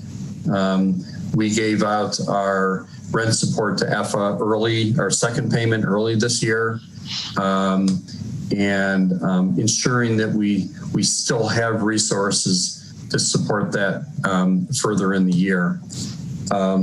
So we've really gone through a prioritization process to enable the critical services remain. Thanks for that. So, we saw in an earlier slide that there have been cuts to the city budget really across the board. But what I'm hearing from you is that we're prioritizing, keeping as much as possible those services for folks of lower income or marginalized communities. Absolutely, that's correct. That's great to hear. Thank you. So I don't see any more questions, and thank you, Kurt, very much for that comprehensive look at your budget. Cheryl, I think we're ready for the last bit. Yep. So we just have one more slide. Next slide, please. And I also want to thank Chris for working the slides for us this evening. So next steps, we are coming back to you in July and August to provide updates on our assumptions and sales tax. These will be shorter updates. Both Rich and Brian will not be here in July or August, but they will be back in September for our 2021 budget study session. And then, of course, we have our budget hearings in October later this year. Next slide. I think that's it. So if there are any other questions, we'd be happy to answer. I do not see any hands up at this moment. Anyone else have any questions for Cheryl before we move on? Okay, so I don't see any questions. Jane, I think I'm going to turn to you and Cheryl and ask, what would you like from council? We've got the update. What kind of input would you like from us? I guess from my point of view, this was intended for you to see where we're going and the work that we've done to reduce the budget and to show you that indeed we are achieving the goal that we set for ourselves, which is to keep a balanced budget for this year. So our questions to you are you okay with the direction that we have shown you? Is there anything else that we can do or any concerns that you have about how we're moving forward with 2020? Very good. Thank you. I'll turn to council and look for raised hands. I have some thoughts, but I'd be happy to hear from anyone else who wants to weigh in on where we're going. Okay, so Mark? Yeah, Jane, I really appreciate what you guys have been doing. This is obviously a very, very difficult process. It's a heart-wrenching process in some ways, and it's obviously not enjoyable for anybody. I think you've taken a balanced approach between looking at postponing capital improvements and unfortunately making some personnel reductions. I think you've spread the pain around in a fairly equitable manner. I think you've kept your eye on the ball with respect to equity considerations. I guess the only question I would have for you is if we have a significant additional downturn, will you be prepared for that as well? Yeah, so the answer to that is that's why we're coming back to you in July and August and also September and onward, because we want to keep our finger on the pulse of our sales tax receipts and all of the income that we've got. And we're going to be super careful to make sure that we're staying within bounds. If a time comes where we're seeing that we're ending up with one of the less favorable scenarios, we will be meeting internally with our executive budget team to make further recommendations for cuts, and you'll see what those are. So we're really paying close attention this year to this. I think you've done a great job in a very difficult situation. I appreciate it. Yeah, many thanks to Cheryl and Cara for their hard work. Yes, absolutely. Thank you all. Great. And I see no other hands up, so I'll jump in here and echo part of what Mark said. The presentation was super thorough, super comprehensive, pretty much all we could ask for, going from 100,000 foot down to 1,000 foot level. I want to echo Mary's regret at the employees that we're losing. It is bad for them. It's a setback for the city to lose them. I appreciate their service very much, as Mary said, and look forward to the day when we can either hire them back or somebody to do their jobs. But today's not that day. Now's not that time. We're still in a cutting and recovery mode. Just for a little bit of context, if we had 20% reserves and we look at our general fund budget, the loss that we are experiencing in revenues that we expect would completely wipe out our reserves if we were not able to make cuts. And so this is a monumental hit to the city budget. It can't be overstated. It is very important to dig deeply into those reserves because, as staff has rightly pointed out, we could still have a flood or a fire in the middle of all of this. So kudos to staff for all the hard work that you've done to get us where we are. And Jane, I think your plan is right to update us once a month or once every 6 weeks to make sure that we are not missing any of the trends that staff is seeing on the revenue side, as well as how we're looking ahead to the 2021 budget. I know that we have heard from some members of the community that it's unfortunate that we're not making 2020 adjustments relative to policing and that we're putting it off till 2021. But I would remind the community that we're heading into the 2021 budget cycle right now. And we've just made our adjustments to base on the 2020 cycle. So this is the time for us to be having that conversation. It is a difficult conversation to be having in light of where we are with the overall budget. However, the 2021 budget has long been teed up by this council as one in which we're going to try and bring equity to the forefront and look at things in a holistic manner. And the coronavirus has kind of forced our hand in the sense that we are going to now prioritize everything as on a scale of 1 to 4, as Junie told us. And so that prioritization is going to be a big kind of tell on where we're going to end up with the 2021 budget. So again, thanks to all of staff. It's super hard work, as Mark said. You've done a great job telling us why you're doing the things you're doing and moving rapidly to make sure that we did not have to deplete our reserves. With that, Mary has a comment. So I want to echo my thanks to finance staff and to Jane for all the work you've done on this front. And I also want to just, as Sam was saying, the 2021 budget is going to really be looked at through the 4 categories that Junie outlined as our priorities that were outlined by her as well. And it's going to require not just the sacrifice of the employees that we spoke about earlier this evening, but it's going to require a sacrifice from all of us.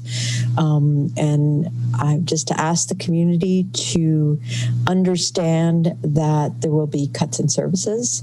Things that we have enjoyed will not be available. And I would just ask that it's part of what we all have to give up in order to make sure that those that need to be taken care of are.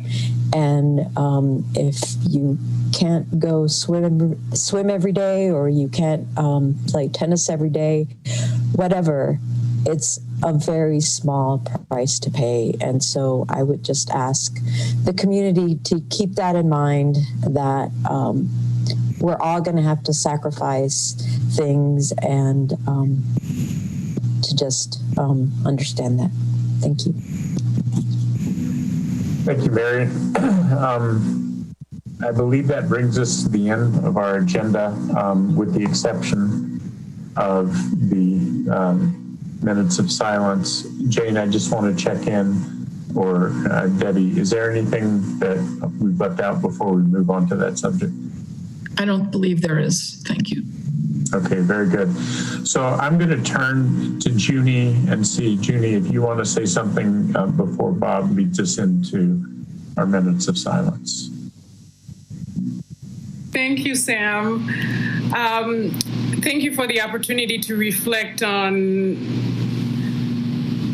this moment, and also relay some feedback on this moment of silence. And, I just wanted to put into context that these thoughts were thought of long before this meeting started. And I would like to add some more context to this moment of silence, because some community members have asked me to be more courageous and speak more firmly on what's going on around the country and also in Boulder, because I'm uniquely situated as the only Black member of this council. But I'm by no means speaking to all the varied experiences of all Black people in Boulder or in the United States. So as you reflect on those 8 minutes, please remember that Black Lives Matter, not just as a hashtag. And, as I'm reflecting as well with all of you, when I was attending the marches on Saturday, those were some of the words that were echoed by the speakers and also the protesters, that Black Lives Matter, not just as a hashtag.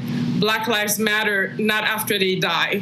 Black Lives Matter because they're human beings. Black people and all people of color in Boulder are asking us to stand for their rights while they are alive, instead of commemorating their deaths. And finally, alliance require more than just showing up at events.